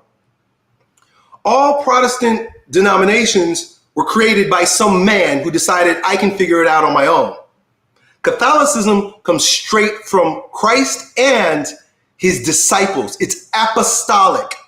The Catholic Church is the apostolic church. That means all of the traditions came through word of mouth, understanding, practices, not just the Bible, but the knowing and the behaving and the doing and the being actions of the apostles. That's why there's stuff, you asked me if it's more biblically accurate. It is more biblically accurate because the creators of it is the Catholic Church. They created it. It's almost like, these guys who are, I'm not knocking Protestants. I love y'all. I mean, I learn from a lot of Protestants. Don't get me wrong. But y'all are like A kid who got his hands on the teacher's manual and thinks that he knows everything now, forgetting that the teacher went through university, the teacher went to college, the teacher studied that manual for the past 30 years. Just because you stole the teacher's manual doesn't mean that you have the answers. So not only is it more biblically accurate, it is. The first Bible comes out of it, the Latin Vulgate, but the tradition surrounding how to live based on the wisdom in the Bible comes straight from the church. That's why if you walk into a Catholic church, the liturgy is totally different than if you walk into a Protestant service. The Catholics and the Orthodox, if you want to go to the root of Christianity, you have to look at Orthodox and you have to look at Catholicism. I love them equally. I am a Catholic, but if I wasn't a Catholic, I'd be an Orthodox, just to be completely honest, because it was the writings of the Orthodox, many of the Orthodox writings, including the Philokalia, that brought me back to the faith too. I started reading that when I was fasting, and I was just mesmerized and amazed by the wisdom, the mystical wisdom of the Orthodox, many of the Orthodox traditions. So Orthodoxy and Catholicism, if you just walk into one of their liturgies or mass, you literally are walking into a different world. The sights, the smells, the symbols. You walk into a Protestant church, they have no symbols, no sights, no smells, and they got like rock music. I want to hear angelic salutation music. Right? I want to hear music, mystical music of the saints and the angels. Right? I don't want to hear rock music. And I'll leave it with this. Protestantism is still wrapped up in the iconoclasm, which means that they believe that anything that is a symbol is somehow a false idol. Which makes Protestant churches ugly. Part of the reason why Protestant churches are ugly is because y'all have no beautiful paintings, you have no beautiful stained glasses, you have no beautiful statues. And God never ever said don't have beautiful statues, don't have beautiful paintings, don't have beautiful stained glass windows, don't have beautiful architecture. Look at the ugly architecture of Protestant churches and then look at the Orthodox and Catholic churches. Because God is a God of beauty. God is a God of beauty. All of those symbols are not false idols. And if you really read the Bible as it is written, it doesn't say don't create these things. He says don't create these things to worship these things. No, nobody worships icons. Catholics don't worship statues. But the same way you have a picture of your grandma in your living room because you love your grandma, and every time you see that picture, you remember your grandma, the same way that I might have a picture of the Blessed Virgin Mary. It's a reminder that I love the Mother of God. So I could go on all day, but that's a little bit about that. Done. You guys are keeping me here a long time today. I didn't expect to keep going, but y'all must love Yo E, so let's keep rolling. I got a couple more questions here.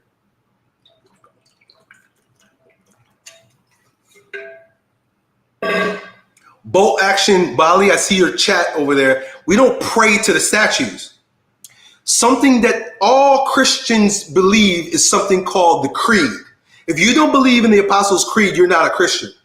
The Apostles' Creed, I'm not going to say the whole thing, but it says, I believe in the Holy Catholic Church, the communion of saints, the forgiveness of sins. The communion of saints is a uniquely Christian doctrine. And all Christians that came up out of the Christian faith in the early church believed the Creed. Communion with saints means when we believe as Catholics, I don't know if you Protestants, I don't know, that when somebody dies in a state of grace, they go to heaven. And while they're in heaven, they're in closer communion with God. And the fact that they're in heaven and that we love them and they love us, we can talk to them. And we talk to them through prayer. Have you ever prayed for your grandmother, your dead grandmother? Grandma, if you're looking down on me now, please. Well, if she's in communion with God, she's in closer communion with God, or what we call the beatific vision, then you can ask her to put in a good word for you. Now, of course, you can go directly to God.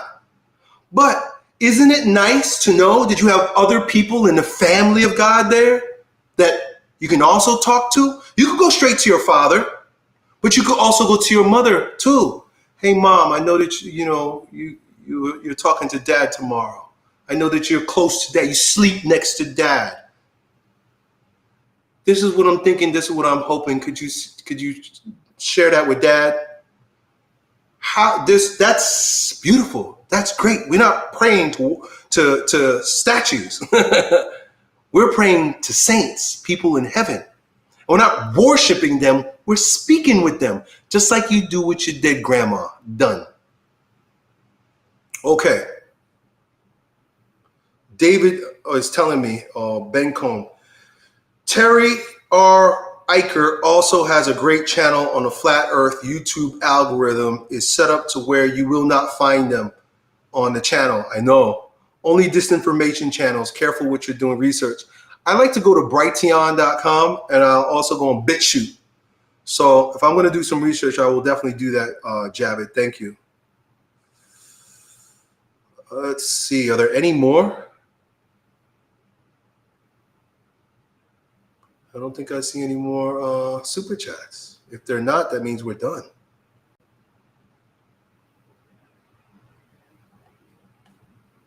Did I miss anybody? I hope I didn't.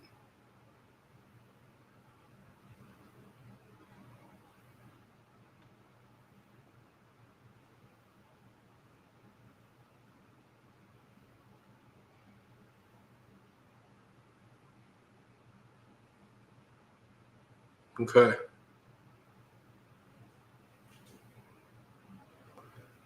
Javed, I saw you saying I missed some of your chats. How many did you send? I saw 2 of them. You missed me. How do I miss you guys? What do I have to hit so that I could see the ones that came in before? I won't leave until I get all of you, but I just don't know how to get you. Check your text messages. My wife is sending me text messages. She says she's sending me more. Well, I have one here.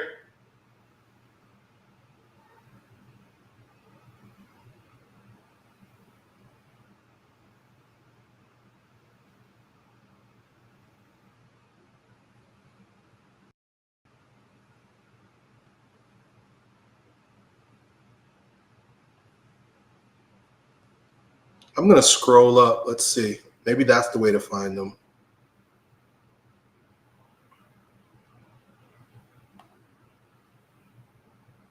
Javed, your opinion on Louis Simmons' West Side Barbell method for powerlifting? Would you set up a power rack in a 2-floor apartment? First of all, I love Louis Simmons' West Side Barbell format of training, bro. It's how I got my start as a strength coach. I've trained all my athletes using a variation of Louis Simmons' West Side Barbell, and it was from Joe DeFranco. West Side for Skinny Bastards was my go-to program as a young strength coach. So I give it my 2 thumbs up. I love it. I like that conjugate method. I like the what do they call it? When you use like the bands and chains. I love all that stuff, dude. Would I set up a power rack in a 2nd floor apartment? No, because I know the amount of weight I use and the way I throw barbells around.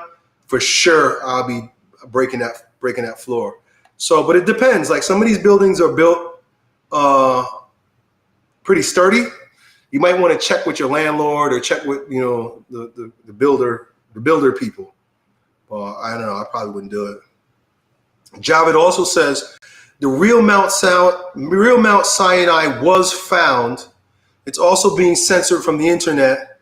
I encourage you to look into Flat Earth. Recommend you listen to David Weiss, Odd TV. Allegedly, Dave on the topic. Do you believe we went to the moon? You asking me all these crazy questions. I question the moon too. I do question whether we went to the moon. I don't know for sure. I don't spend too much time thinking about it, but I can see why it would be worth thinking about it, right? Because then it just refutes much of what we've been taught. And so it's worthwhile. Maybe one day I'll dig into it, but I'm skeptical like you, dude, and I'm willing to look into these resources. I appreciate you sharing them with me. Thank you. I got a $10 super chat from Earl Gray. Yo, Elliott, I'm thinking of going to Mongolia for a month to travel around on horseback. Any suggestions? Want to mature and be calm with the unknown. I think it sounds like a cool idea, right? You'd be like Genghis Khan out there riding horses in Mongolia. I would probably try to, because I like history, and I would first of all read that book about, I forget what it's called, but I listened to it. I think it's called Genghis Khan and the Building of the Western World, something like that. Genghis Khan and Building of the World, or the Modern World, something like that. So I would read that book. So if I went to a country, I would have a sense of historical context for that country, and I would probably try to go see and relive some of the historical events that I learned about in that reading. Whenever I go to a new country, I like to read about the history of that country. That's the only thing I would offer you. You going there as a means of initiation, to mature, to be calm with the unknown, I think it's a beautiful idea. I think it's great. And I encourage you to do it.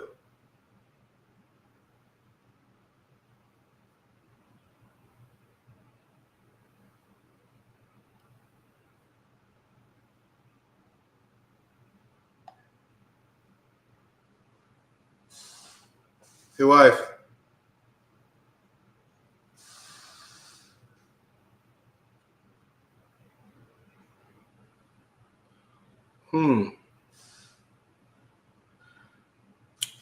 Oh, my wife said it something. Okay, I already saw that one by Javed. I think I might have gotten to all of them.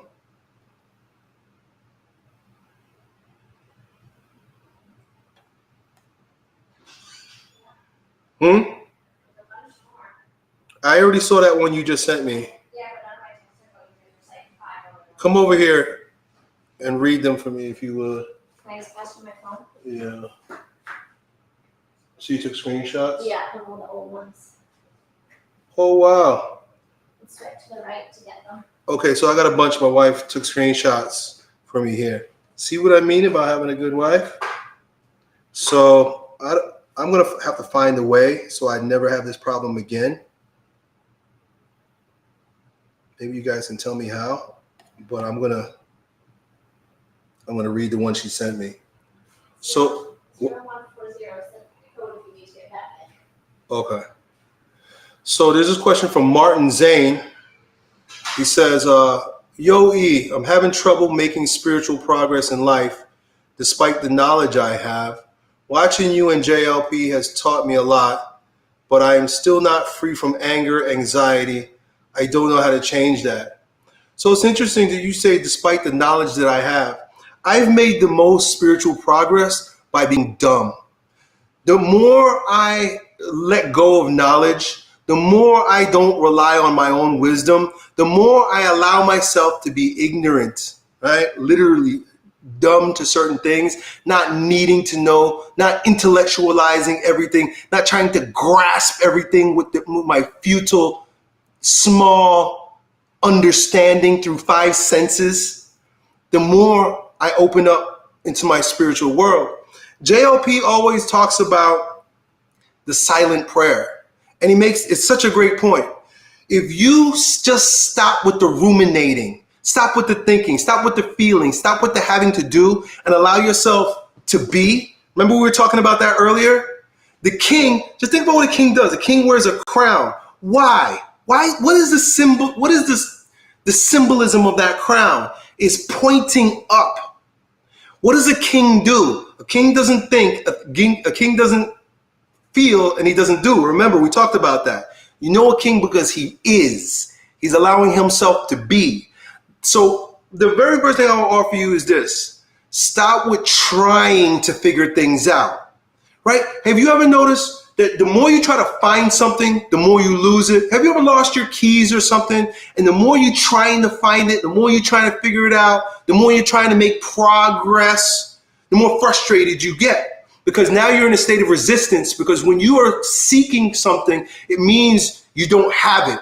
And so you feel like somebody who doesn't have. And so you're operating out of a place of lack. But when you're relaxed and grateful, what happens all of a sudden? That thing pops up, that thing appears. It's available to you. It shows up. I think it's the same way in the walk with the Lord. I think it's the same way in your spiritual progress. I lost myself when I was looking for myself. I found myself when I stopped looking. I found God when I stopped looking for God. And like I talked to before about being Catholic, when I stopped trying to figure out what I should be in terms of like religion or spirituality, that's when I found the most peace. Oh, I'm Catholic. I'm not saying that needs to be your path, and I'm not saying that's going to be your path, but a lot of times if you just stop and look about what's in front of you, all of your answers are solved. But when you're so busy doing this, looking around, thinking, trying to figure shit out, that's when you can't find anything.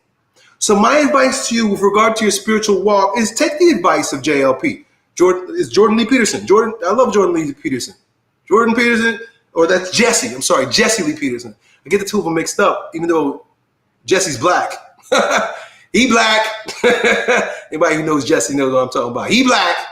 So he makes a good point. I don't agree with everything that Jesse says, but I love he's so base. But he has a good point with regard to the silent prayer. What is the silent prayer? Stop all the thinking.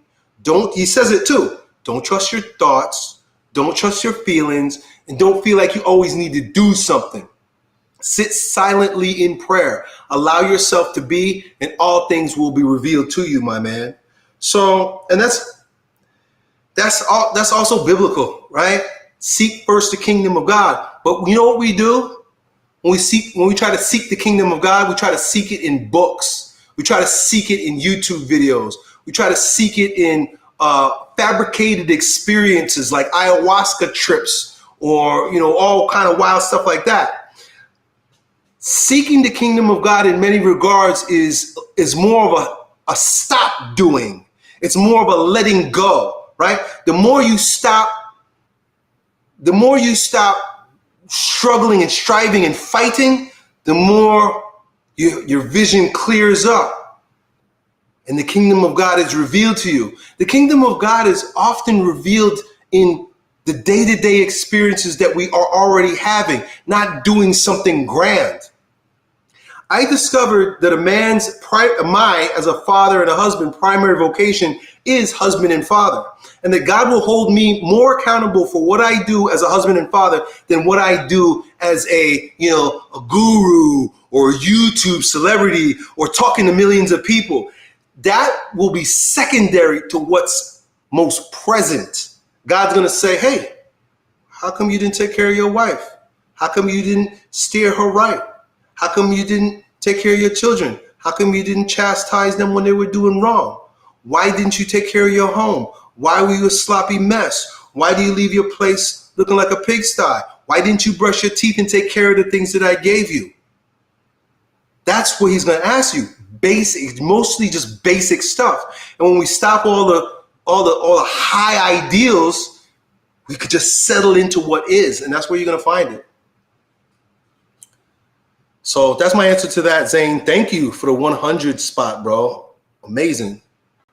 The peaceful is willing. Sent me $20. Thank you, brother. He says the best way to increase metabolism in terms of diet. So I'm just going to give you real basic biological stuff here. Your metabolism increases in terms of diet, when you eat more protein, when you eat food, but mainly protein, because it takes more energy for your body to break down protein. So this is why bodybuilders back in the day, I'm not saying that I'm advocating this, but they were onto something, will have a small meal every 2 hours, right? You ever heard that about like the old school bodybuilders? I don't know if bodybuilders still do this. They might, because they were getting good results. They would build muscle and get really lean because they were feeding their body with all this protein, but they were keeping their metabolism up as a result. So just small, frequent protein-based meals in terms of dietary advice for keeping metabolism up is pretty old school. And so I'll throw that out there to you. Doesn't mean that there's not new scientific stuff that people understand, but is well worth doing and taking a look at what the old school guy did for so long. I'm going to see, maybe I can actually, see better where the super chats are from my wife's phone. Nope. Oh, I need a phone to see them. No, I don't. Send a super chat. Anyway, I still have a couple that came in here. Nicholas Argorios. You guys have me here a lot longer than I thought I'd be, but that's okay.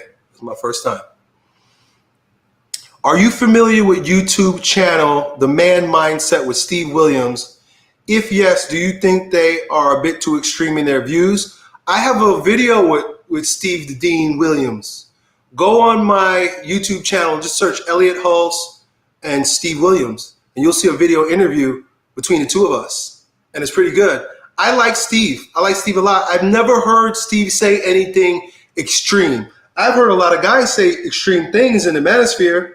I'm an extreme guy, but Steve, of a lot of the guys, even probably more so than me, is level-headed. He's got a family, right?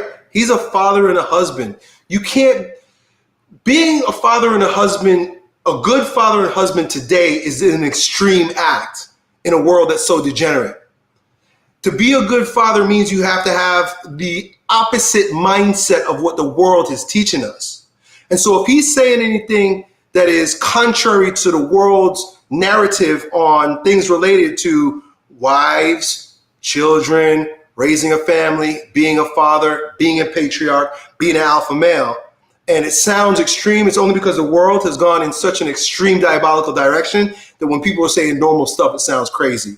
So I don't know exactly what you're referring to in terms of what Steve said, but I would definitely reconsider and watch the video that he and I did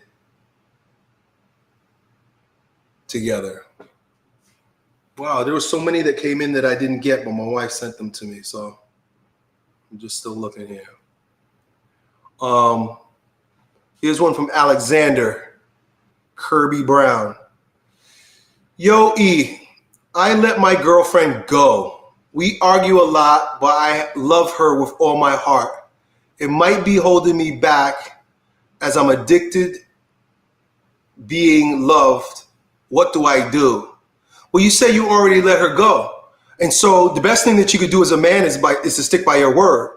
You said, do I let her go? Elliott, do I let my girl go? We argue a lot. I'm sorry, let me reread that now. Yo, E, I'm starting to fade. Yo, E, do I let my girlfriend go? We argue a lot, but I love her with all my heart. It might be holding me back as I'm addicted to being loved. What do I do? Well, the first thing you got to ask yourself is why you guys are arguing a lot, right? If you're arguing a lot, because it could be both of you. It could be one or the other. A lot of times men argue with women because we are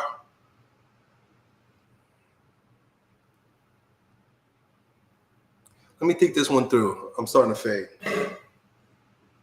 I don't want to just jump into this. It's a good question, so give me a second.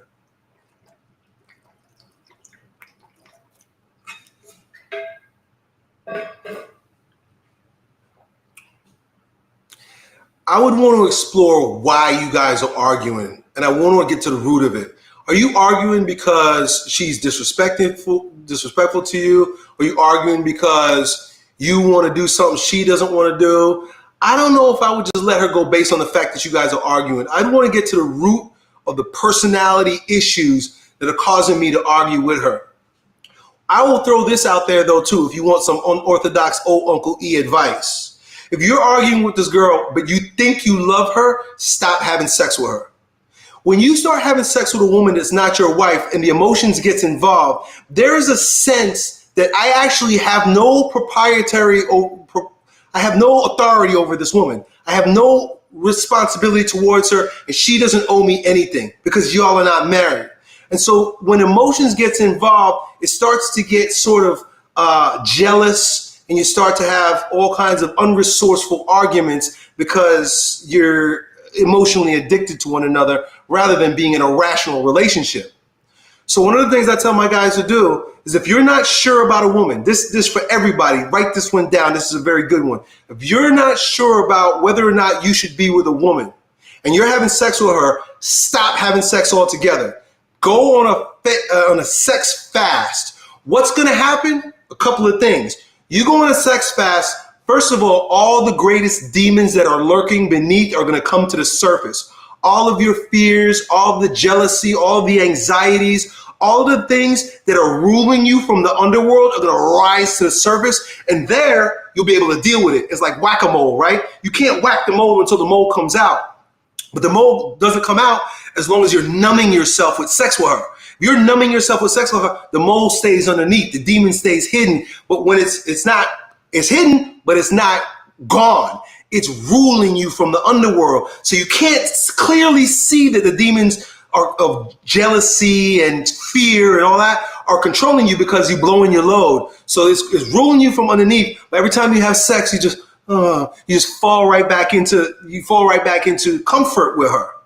But when you stop having sex, you stop getting that drug hit, you stop getting disoriented and blinded by her sex, the demon will come up and you'll be like, oh, that fear. You'll see the fear. You'll be like, oh man, I gotta really confront the fact that I'm afraid of the idea that she might still be in love with her ex-boyfriend, right? Something like that. I'm not saying that's what it is, but then, or fear that she is better looking than I am. She is higher value or sexual market value than I am. And so some man is going to take her away, right? You can't see that while you're having sex because you're being satiated. Every time it would rise to the surface, you push it back down. You stop having sex, it's going to be painful for both of you. And because women understand that sex is a weapon and that she can control you if she's having sex with you, but if she's not having sex with you, she can't control you. And so she might even start using it as a weapon against you. If you stop having sex with her, she'll want to start to make you feel like if you're not going to give me sex, somebody else will. That's a demon you need to see too. So let me wrap this up with that sentiment alone. You arguing with her, you don't know why you arguing with her, you don't know what you should do with her, stop having sex so you can see clearly and attack the demons that are ruling y'all from underneath. Done.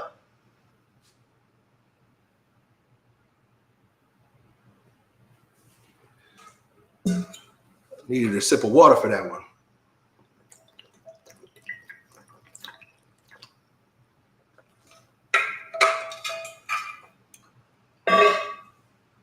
Okay. I'm still looking at the super chats my wife sent me. Unfortunately, I can't find the ones that you guys sent me earlier. Show your support for Elliott. Why is it telling me to show support to myself? Maybe that's why.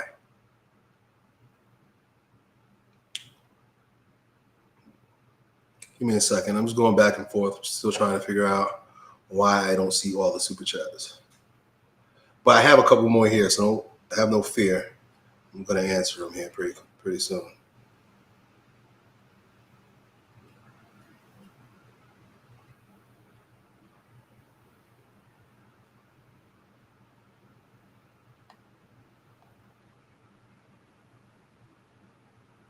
Okay. This is from Zachary Bryant. Question for you, please.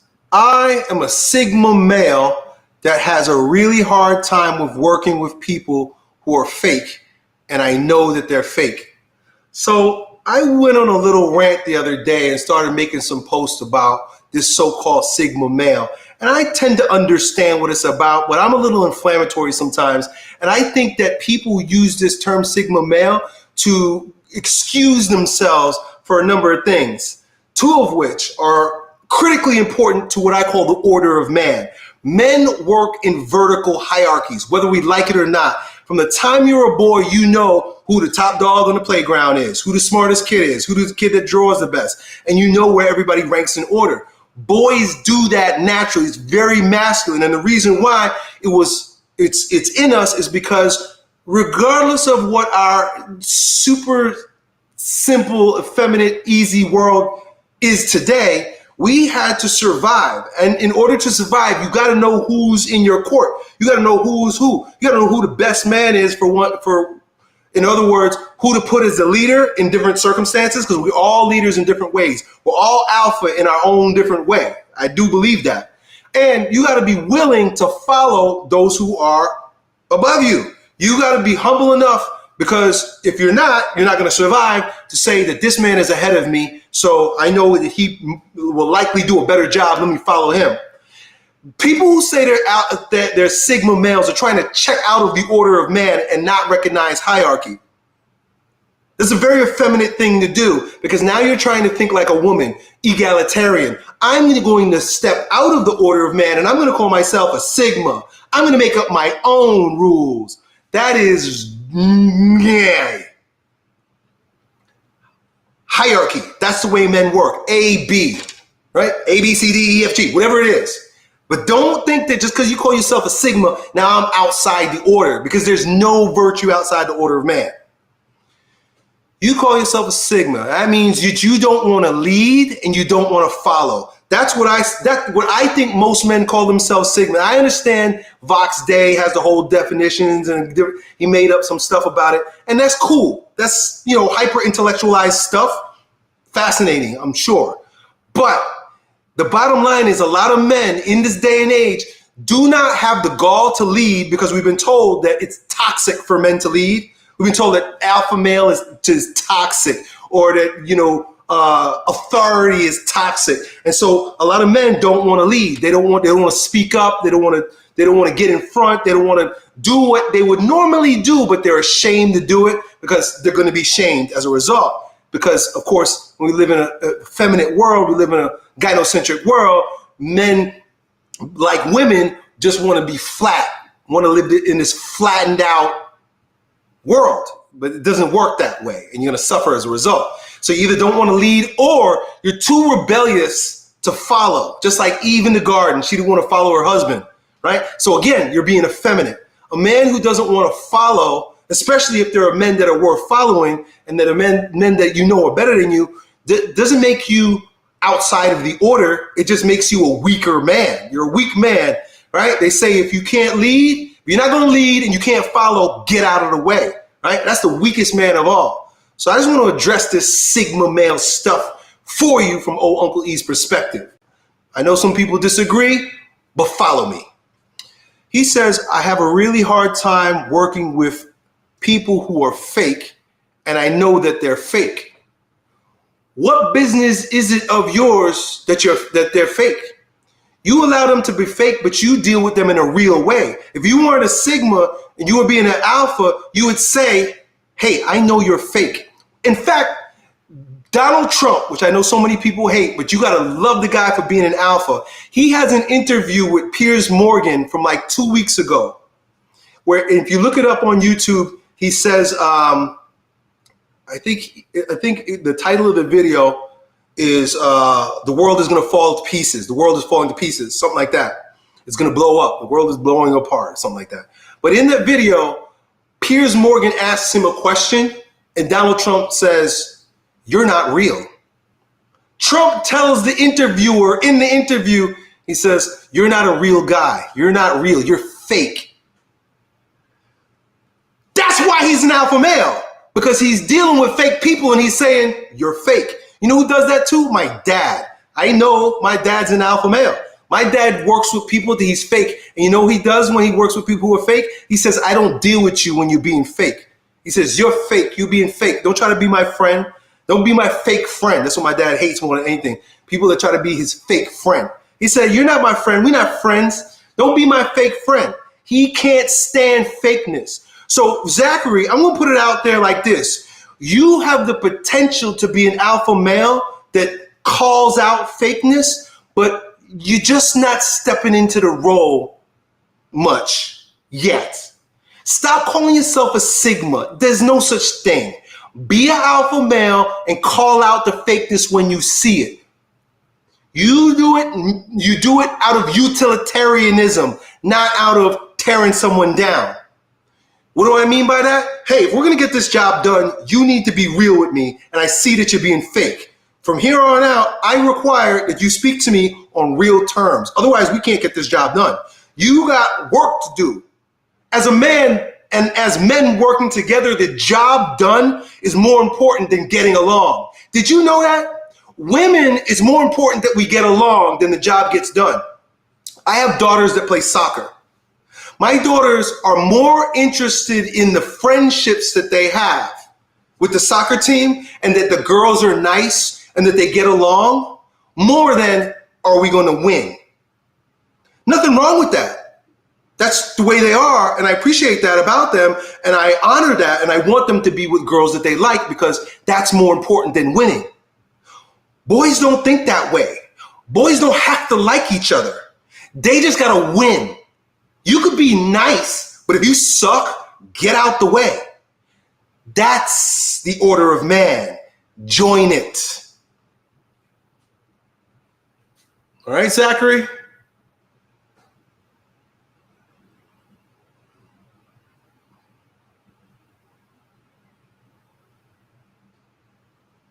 ATG asked me, what are my thoughts on Kenneth Copeland? I don't know who that is.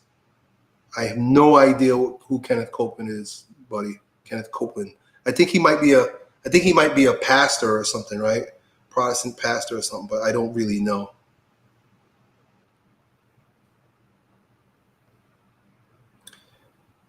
Are there any other super chats that I didn't get to? These are all the ones that my wife sent me.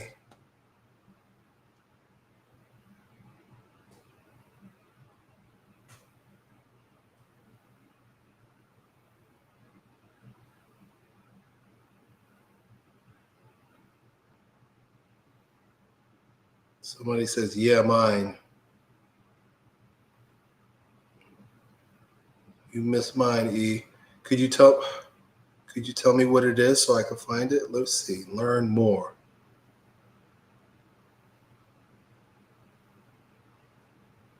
I'll take your word for it, Puentum.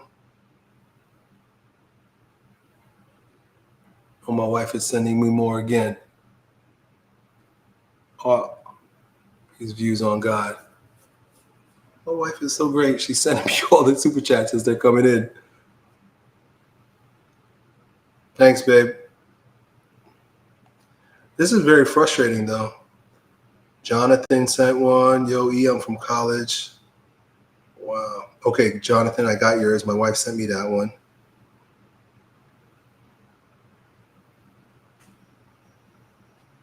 Okay, I'm just counting on my wife for sending me your guys' super chats.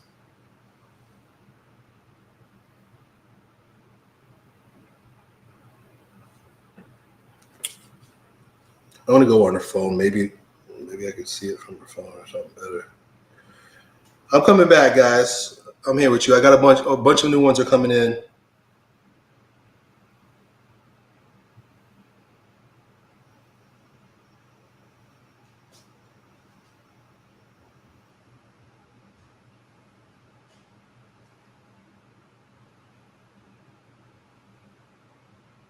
I guess I'm just going to need a moderator for now on. I'm going to need one of my wife or my kids. Rest in peace, Louis Simmons. That's right, Javin. Okay, let me do this one by ATGV. What are your thoughts on Jordan Peterson and his views on God? I like Jordan Peterson for what he stands for, what he's doing, what he represents in the zeitgeist of the day, particularly as it relates to this renaissance of men that we're seeing. And there's no question about it. He is a forerunner in that. The beautiful thing is that what we're discovering through Jordan Peterson is that in order for us to reach the renaissance of men, in order for men to rise up again, we must seek God. We must seek the authority of the pattern above, God the Father. That's where the word Father comes from, pattern. And so the fact that he has such a strong following as a man for men that points to God the Father is a good sign for our times. To be completely honest, I don't watch too many of his videos. I'm not a fan in that way. I'm a fan of him and what he represents, but I don't really watch a lot of his videos. And it's not that there's anything against him. I'm just not into watching his videos. That's all. Nothing against him. But I like what he represents 100%. And it's not even a matter of me liking him, but it's a matter of recognizing the the flow, recognizing where we're going, recognizing how things are unfolding and where we're going as men. So it's pretty dope to see the Jordan Peterson effect.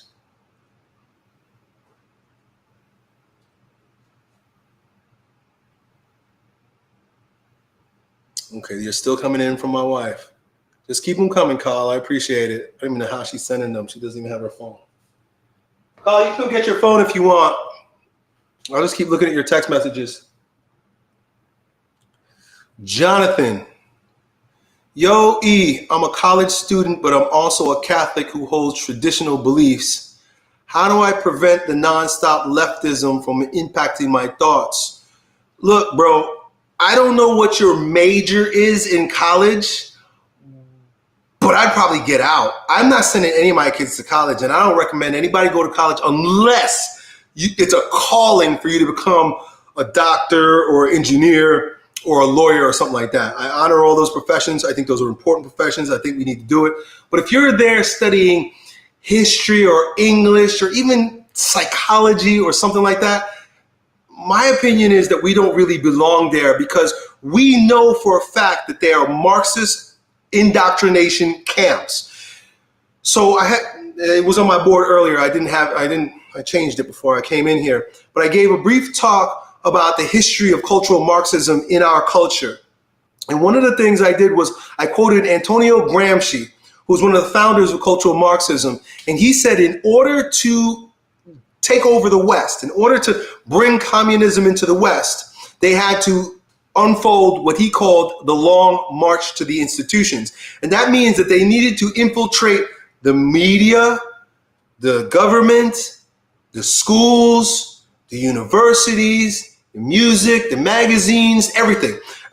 When they could finally get their values imprinted onto the minds of the people through these institutions, then the ideological subversion would be complete. And so you got to understand that most of the professors in the universities are Marxists. They're old hippies from the 1960s who truly believe in their utopian ideal of communism. Not only that, they're doing a great job of brainwashing mostly female and effeminate men in these universities. So this is going to be the crop of the useful idiots that the communists use in order to get into power and to do their demise. But we're seeing it through we're seeing it exposed through this whole recognition of wokeism, right? Now we have contrast, right? People who think that there's more than two genders. Ooh, that's a quick red flag. They're playing their cards. So they're playing their cards real strong. They're making themselves so obvious, right? Even the way they look. You know a leftist when you see one. Just the way they carry themselves, the soy boy look, and then the girls with the different color hair. And you could tell, like, even the girls, everybody's a transgender. The boys look like they're girls. The girls look like they're boys. They're usually obese, right? So hyper-intellectualized people, right? Where they're almost schizoid. They're like way up in their head. And so that everything that they're doing is idealistic and nothing is realistic. You can spot them. They're so obvious. I even believe that there's a demon that has taken over most of these people, a lot of these people. So my opinion is stay away from those institutions. They're not there for higher learning. They're there for brainwashing. Go to a different university if you really need to go to university. Find a traditional, conservative, Catholic, truly Catholic, because I know that they got all the CNOs now, all the Catholics in name only. Don't think that I am a fool in terms of how most Catholic people live and think, right? They're just like most of the seculars. But my opinion is, if you have to be there, which my first choice is don't be there. If you have to be there, I would keep my mouth shut and my head down. I would go to my classes, do what I'm told, get the degree, and go home. That's about it. I wouldn't be trying to fight with these people. I wouldn't be trying to change their minds. They're too far gone. That's just my opinion.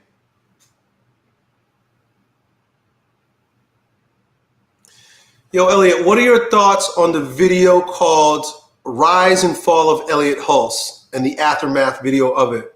I thought it was well done. I thought the kid did a good job. My dad laughed the whole time while he watching it, and he called me a genius. So if my dad watched the Rise and Fall of Elliott Hulse and called me a genius, then I know that he did a good job.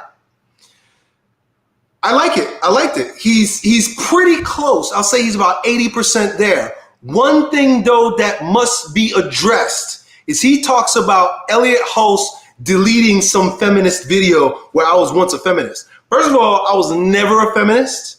Second of all, I've never deleted any video where I said I was one. And the reason why you can't find it, bro, is because they never existed. So it's just one guy's opinion of what was happening in my life from an outside perspective. And I'm honored, quite frankly, that somebody would take enough interest in me to do a documentary on my life. He calls it the Rise and Fall, but that's a very short-sighted view of things. Fall means that you never gonna get back up. I'm up. I'm up more than anything. I'm up in so many different ways in my life, more than when you thought I was up. When you thought I was up, I was rising. Now that you think I'm falling, I'm peaking. So it's just, but it's their perspective. It's his perspective. And so I can't, I'm not gonna knock your perspective. The aftermath video, what a shame that I offered this young kid an opportunity to be in my King Transformation program, which is changing men's lives left and right. Guys are making more money. Guys are getting in shape, getting ripped. Guys are finding wives in my program because that's what I promote. And they're staying that way. They're making babies and having families and buying homes and having great lives. That's what being a king is all about. And that's what I teach guys in my program. But he couldn't see that. But I don't expect everybody to be able to see it either. Right? It's not for everybody, right? Because Uncle E's a little bit abrasive sometimes, and I'm opinionated. I say what I want to say, and sometimes it hurts people's feelings. So I don't know, maybe something I did hurt his feelings. Obviously, a lot of things I did hurt his feelings because you could tell in the video. So, but then again, I have no hate. I have no animosity. I feel nothing towards the guy except appreciation for loving me so much that you made a documentary about me. And of course, you're going to get some things wrong, so I can't fault him that much. Okay, Quantum, who I missed your question before, and it's such an important question, right? Most important question for me. Yo, Elliott, can you talk more about what your program is and what we can expect if we sign up? Also, what's the cost? Keep up the great work, brother. Much respect. I will invite you to do this. Rather than me, I can't do it justice. Go to MakeMenStrongAgain.com and watch my masterclass where I give you the whole framework of why we're doing what we're doing, how we do what we're doing, and how you could join us. I think I did a great job with it. It's about 40 minutes long. It's packed with a ton of value. I go deep into many of the things that I brush over lightly in my Q&As. If you like it, you like what you hear, then just sign up, right? I mean, I can't say anything more. If you like what you hear there and it seems like a good fit for you, I'd love to have you be a part of our like-minded group of men. We're doing a mastermind that only the guys in my program can join. That's happening here in August. We're going to be teaching the guys how to make, I ain't going to reveal it to you, but a lot of money using Instagram, because I learned how to use Instagram as a means for building my business over the past few years, and it's been pretty amazing. And so I'm going to talk to you guys about how you could do the same thing, but only the guys that are in my program get invited to these special masterminds. Earlier this year, we did another mastermind where we went shooting. I have a guy up here not too far away, and he's an ex-Navy SEAL, a former Navy SEAL, and we brought all the guys out. We had firearms training and combat training, but that's just the live stuff. I got 12 King Commandments where I teach you all the things I know that relate to what I teach and talk about in all the videos. Every YouTube video that you see me putting on the Elliott Hulse channel is a clip from a recording of my live calls with the guys. Every week we do about 6 hours worth of live calls. It's amazing. It's awesome. And if you listen, it's about restoring traditional masculinity. I won't make no bones about it, right? So you hear the type of advice that I give men. I want to make families great again. So I want to make women wives again. I don't want to make men strong again. Why? So that we can make our culture thrive again. That's really it's so basic, but that's really my ultimate goal. If anybody thinks Elliott Hulse is up to something else or have opinions about why I'm saying and doing the things that I'm doing, just remember what I said to you right now. For me, it's about family. It's about marriage. It's about America or your country, but making our cultures great again, particularly Western culture, because it's been so effeminized over the past 100 years. And I love being American. I love being a Western man. But boy, are we sucking right now. Bunch of sissies, soy boys. So that's why I speak so harshly sometimes that people don't get it, because I got to be like an alarm clock, waking people up from their simpness. So that's what you get when you hang out with old Uncle E. Sometimes I got to give you a swift kick in the ass and tell you the way it is. If you can't handle that, then be out. And don't join. I ain't trying to make you.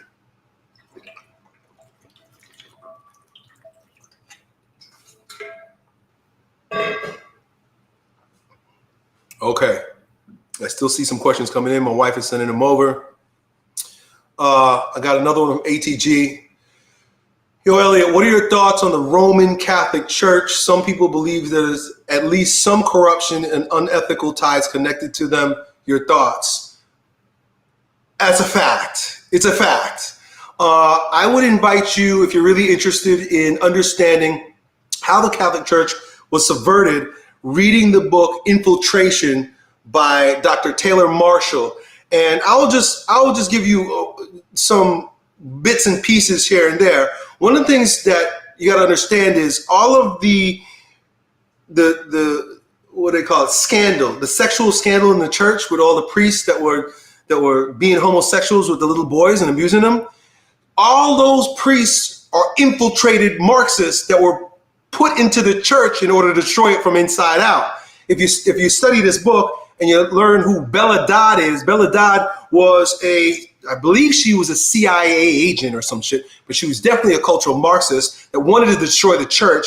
And she worked to bring in over 1,500 homosexuals to the church so that they could create scandal.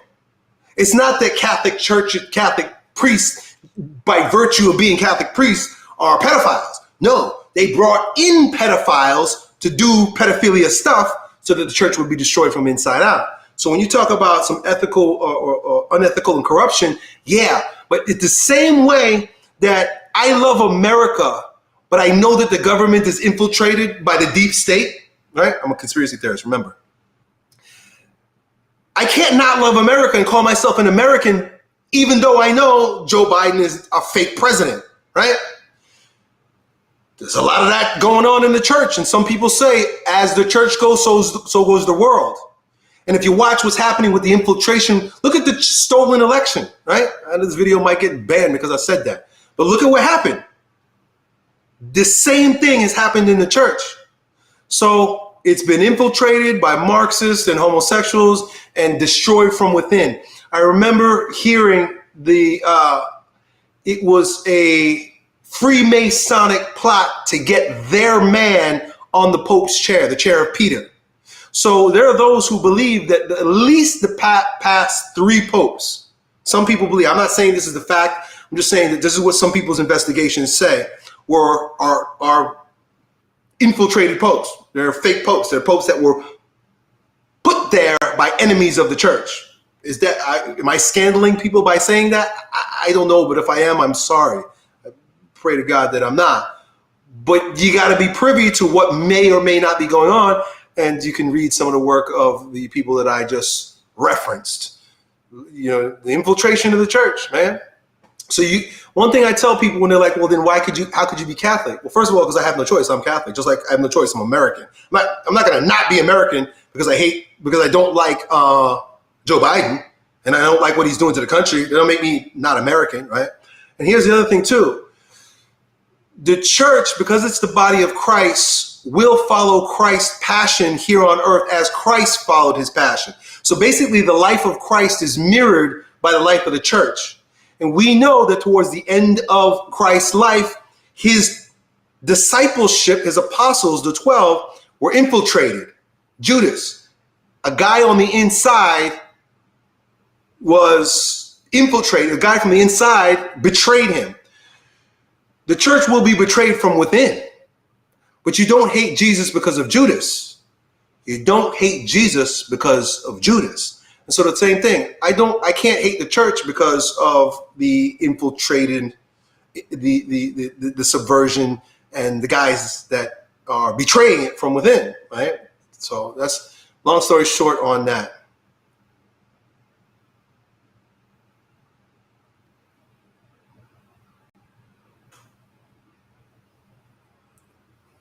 Boy, you guys are still going. I'm gonna have to cut this off at some point, but I still got super chats.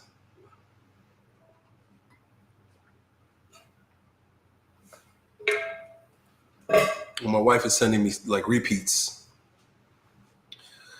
Tristan C. Can a woman repent from being a whore, promiscuous, in the past and become a good wife to a man? I think everyone can change. I really believe that.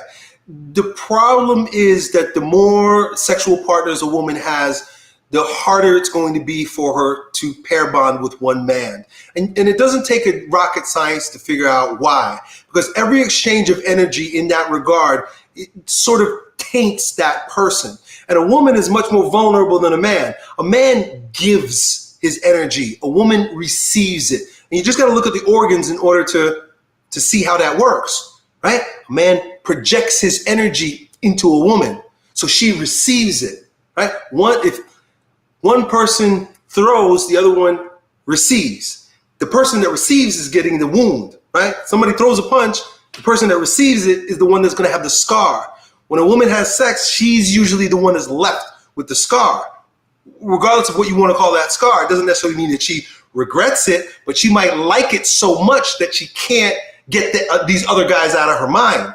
So she might marry a guy that doesn't fulfill the desire for the imprint that she once received from a previous guy. So she's constantly comparing him to that previous guy. This is why promiscuity and fornication is such a bad idea. It ruins both men and women. I talked a lot about how it ruined men before, but with regard to women, it ruins them. It ruins their ability to pair bond. But it doesn't mean that she can't change her ways. Everybody can change. That's the message. That's the good news of Christ. That his message is repent and turn around.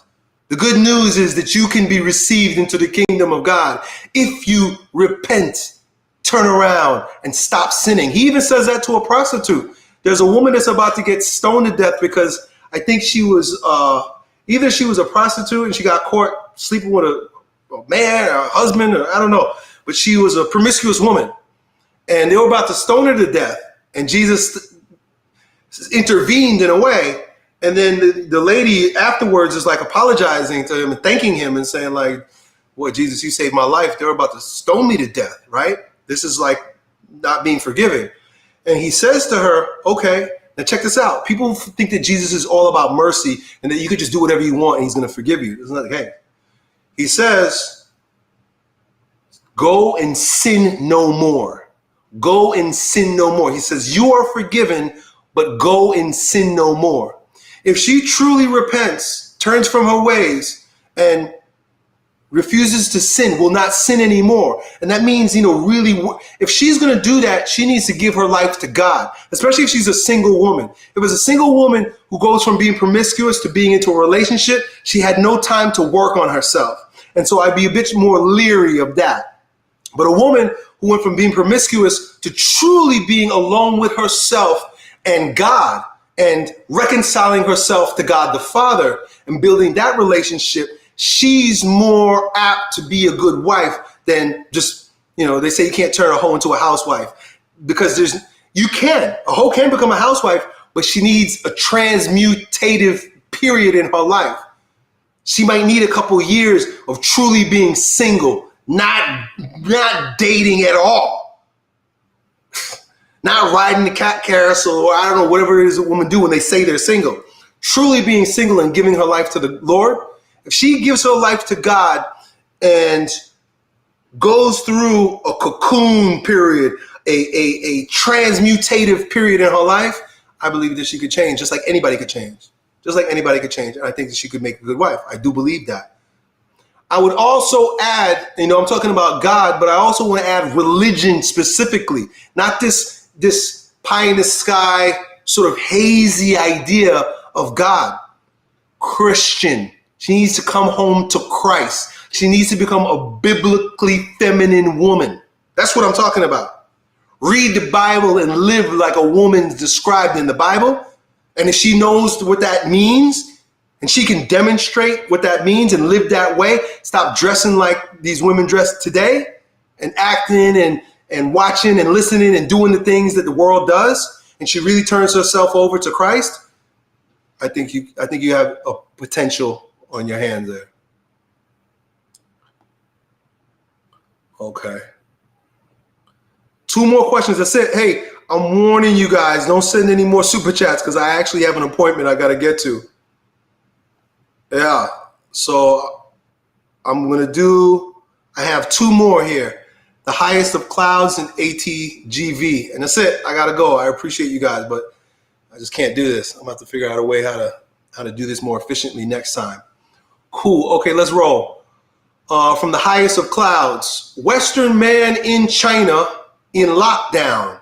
Oh, not sure how long nor what will happen. Lack of metaphysical foundation. I would appreciate some advice. Man, that sounds tough. I would just offer you this. If you're lacking a metaphysical foundation, this is your opportunity to work with the metaphysical, because you're going to be in lockdown physically, but you get to metaphysically transcend all this. And I'm going to give you some Catholic theology that will support you. This is a time where you get to mortify your flesh. That means receive punishment and offer it up as penance for past sins. Whenever we find ourselves, by God's will, in a very difficult situation, we can offer it up to God as penance for our sins. I know Protestants think that as long as you say these magic words, God forgives you and you go to heaven. But that's not tradition. That's not how it's been until, Martin Luther came and made up his own rules. God requires perfection from us. And as a result, he gives us training in perfection. And the way you get training in perfection is through suffering. And the way you benefit from training through suffering is through detachment. Mortification, like the word mortify means to die to. Mortify the flesh. Let yourself be punished, but ascend up out of it. You have to be detached from it. And it's not just for your own sanity, which is important, but offer it up as penance, payment, because of sins that you've definitely committed in the past. So if you haven't repented yet, repent and thank God for this opportunity to now strengthen yourself in resolve against sin. Strengthen your mortification capacity. Purify yourself through penance. That's what purgatory is about. In a way, you're living through a purgatory on earth. You can live through a purgatory on earth. I know that's another one that Protestants don't believe in, but if you believe that God is perfect and that you need to be perfect to merge with God, as your soul must be, because there's no imperfect. Even Christ says it, be perfect like my God, like my Father in heaven. You must be perfect. I'm not perfect. Most of us ain't perfect, but suffering perfects us. But it only perfects us if we're detached from our suffering. If you suffer and you're sad about it and you're angry about it or you're fearful about it, that suffering is in vain. But if you ascend above the suffering, you say metaphysical, you metaphysical, meaning you're above the physical about it, and you keep the physical at a distance by being detached, you are increasing in virtue and perfection. And it's a beautiful thing. Last one, fellas. What are your thoughts on the red pill dating community who call a bit extreme, like Rollo Tomasi, Fresh and Fit, and the Tate brothers? My thoughts on the red pill community is that it's a sign of the time. It's a part of the zeitgeist that the pendulum is swinging because we've been such sissies for so damn long that now men are waking up, and it's a harsh awakening. It's an uncomfortable awakening. And of course, during this awakening, there's some uncomfortable realities that come from some of us who are still, how can I say, living in the past, so bringing resentment into it. And there's a lot of that in the red pill community. There's a lot of, hey, we're waking up, we're learning things, we're moving in the right direction, but we still retain a lot of our immature aspects towards intersexual dynamics, or a lot of resentment towards being brainwashed for so damn long. But again, everything unfolds perfectly, and it's okay the way it is. It's going to come full circle. And when the pendulum swings, of course, because everything is cyclical, the pendulum always swings. Listen to me very closely if you want to know what stage we're in and where we're going. We are swinging from gynocentric, right, matriarchy. We're living under a matriarchy. Don't let nobody tell you any different. Don't let feminists tell you any different. We've been living under a matriarchy. Anytime there are women in power, anytime women are sacrificing their babies, we are living in a matriarchy. Back to patriarchy. Patriarchy literally means father's rule. So check me out. Right now, this swing is in its early phases. So what you're getting is a lot of immature, a lot of adolescent type behavior and thoughts as boys pull away from their mommy, from the matriarchy. So we're pulling away from our mommy, so there's a lot of attitude. Just like a teenage boy has a lot of attitude once he realizes, like, yo, I'm a man. And then, like, all of a sudden now he can talk back to his mama and he could treat her a certain way that he couldn't when he was a little boy. That's how men are being with regard to women, because we start to be resentful because we knew that we were sucking their tits like a mama's boy for so long that now men are like, oh, I'm tough now. So a lot of the red pill guys, that's what it is. They're still promoting promiscuity. They're still promoting a lot of narcissism. They're still promoting from a position of animosity, and pride is a lot of it too. Pride, right? Just like a teenage boy who's getting too big for his britches, real proud, right? But it's okay. It's normal. It's just the adolescent aspect of it. Because the far end of the spectrum is what? Patriarchy. So the peak of being a man will be when we're husbands and fathers again. I don't know what it's going to take for that all this. We have a lot of ground to cover. There's a lot of laws that need to change. There's a lot of sentiment that needs to change in the culture. A lot of people need to be wiped out, which is great because the leftists don't make any babies, right? They're all sterile. So they're wiping themselves out. We don't have to wipe them out.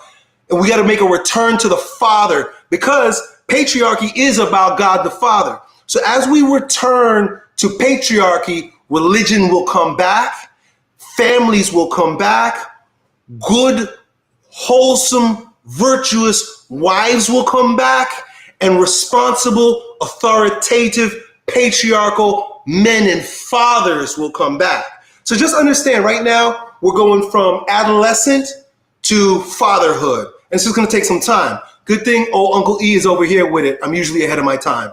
That's it. That's all. This went way longer than I thought. Really appreciate you guys. If I missed a super chat, I apologize. I'm so sorry. I got to figure out a way to do this better. But my wife did a great job. So, hey, everybody give a round of applause to my wife, Colleen, who picked up the ball for me by taking all the screenshots and sending it to me. So if you got your super chat answered, there's a good chance it's because of my virtuous wife, my good wife, my hardworking, industrious, intelligent, awesome wife. And I'm not simping. It's just practical. That's what happens when you marry a good woman. She takes care of my work. She takes care of my family, takes care of me, and as a result, takes care of you. So that's it, y'all. I'll see you guys next time. I don't know when I'm going to do this again. Hopefully pretty soon, but I got to figure out how to do it better. Done.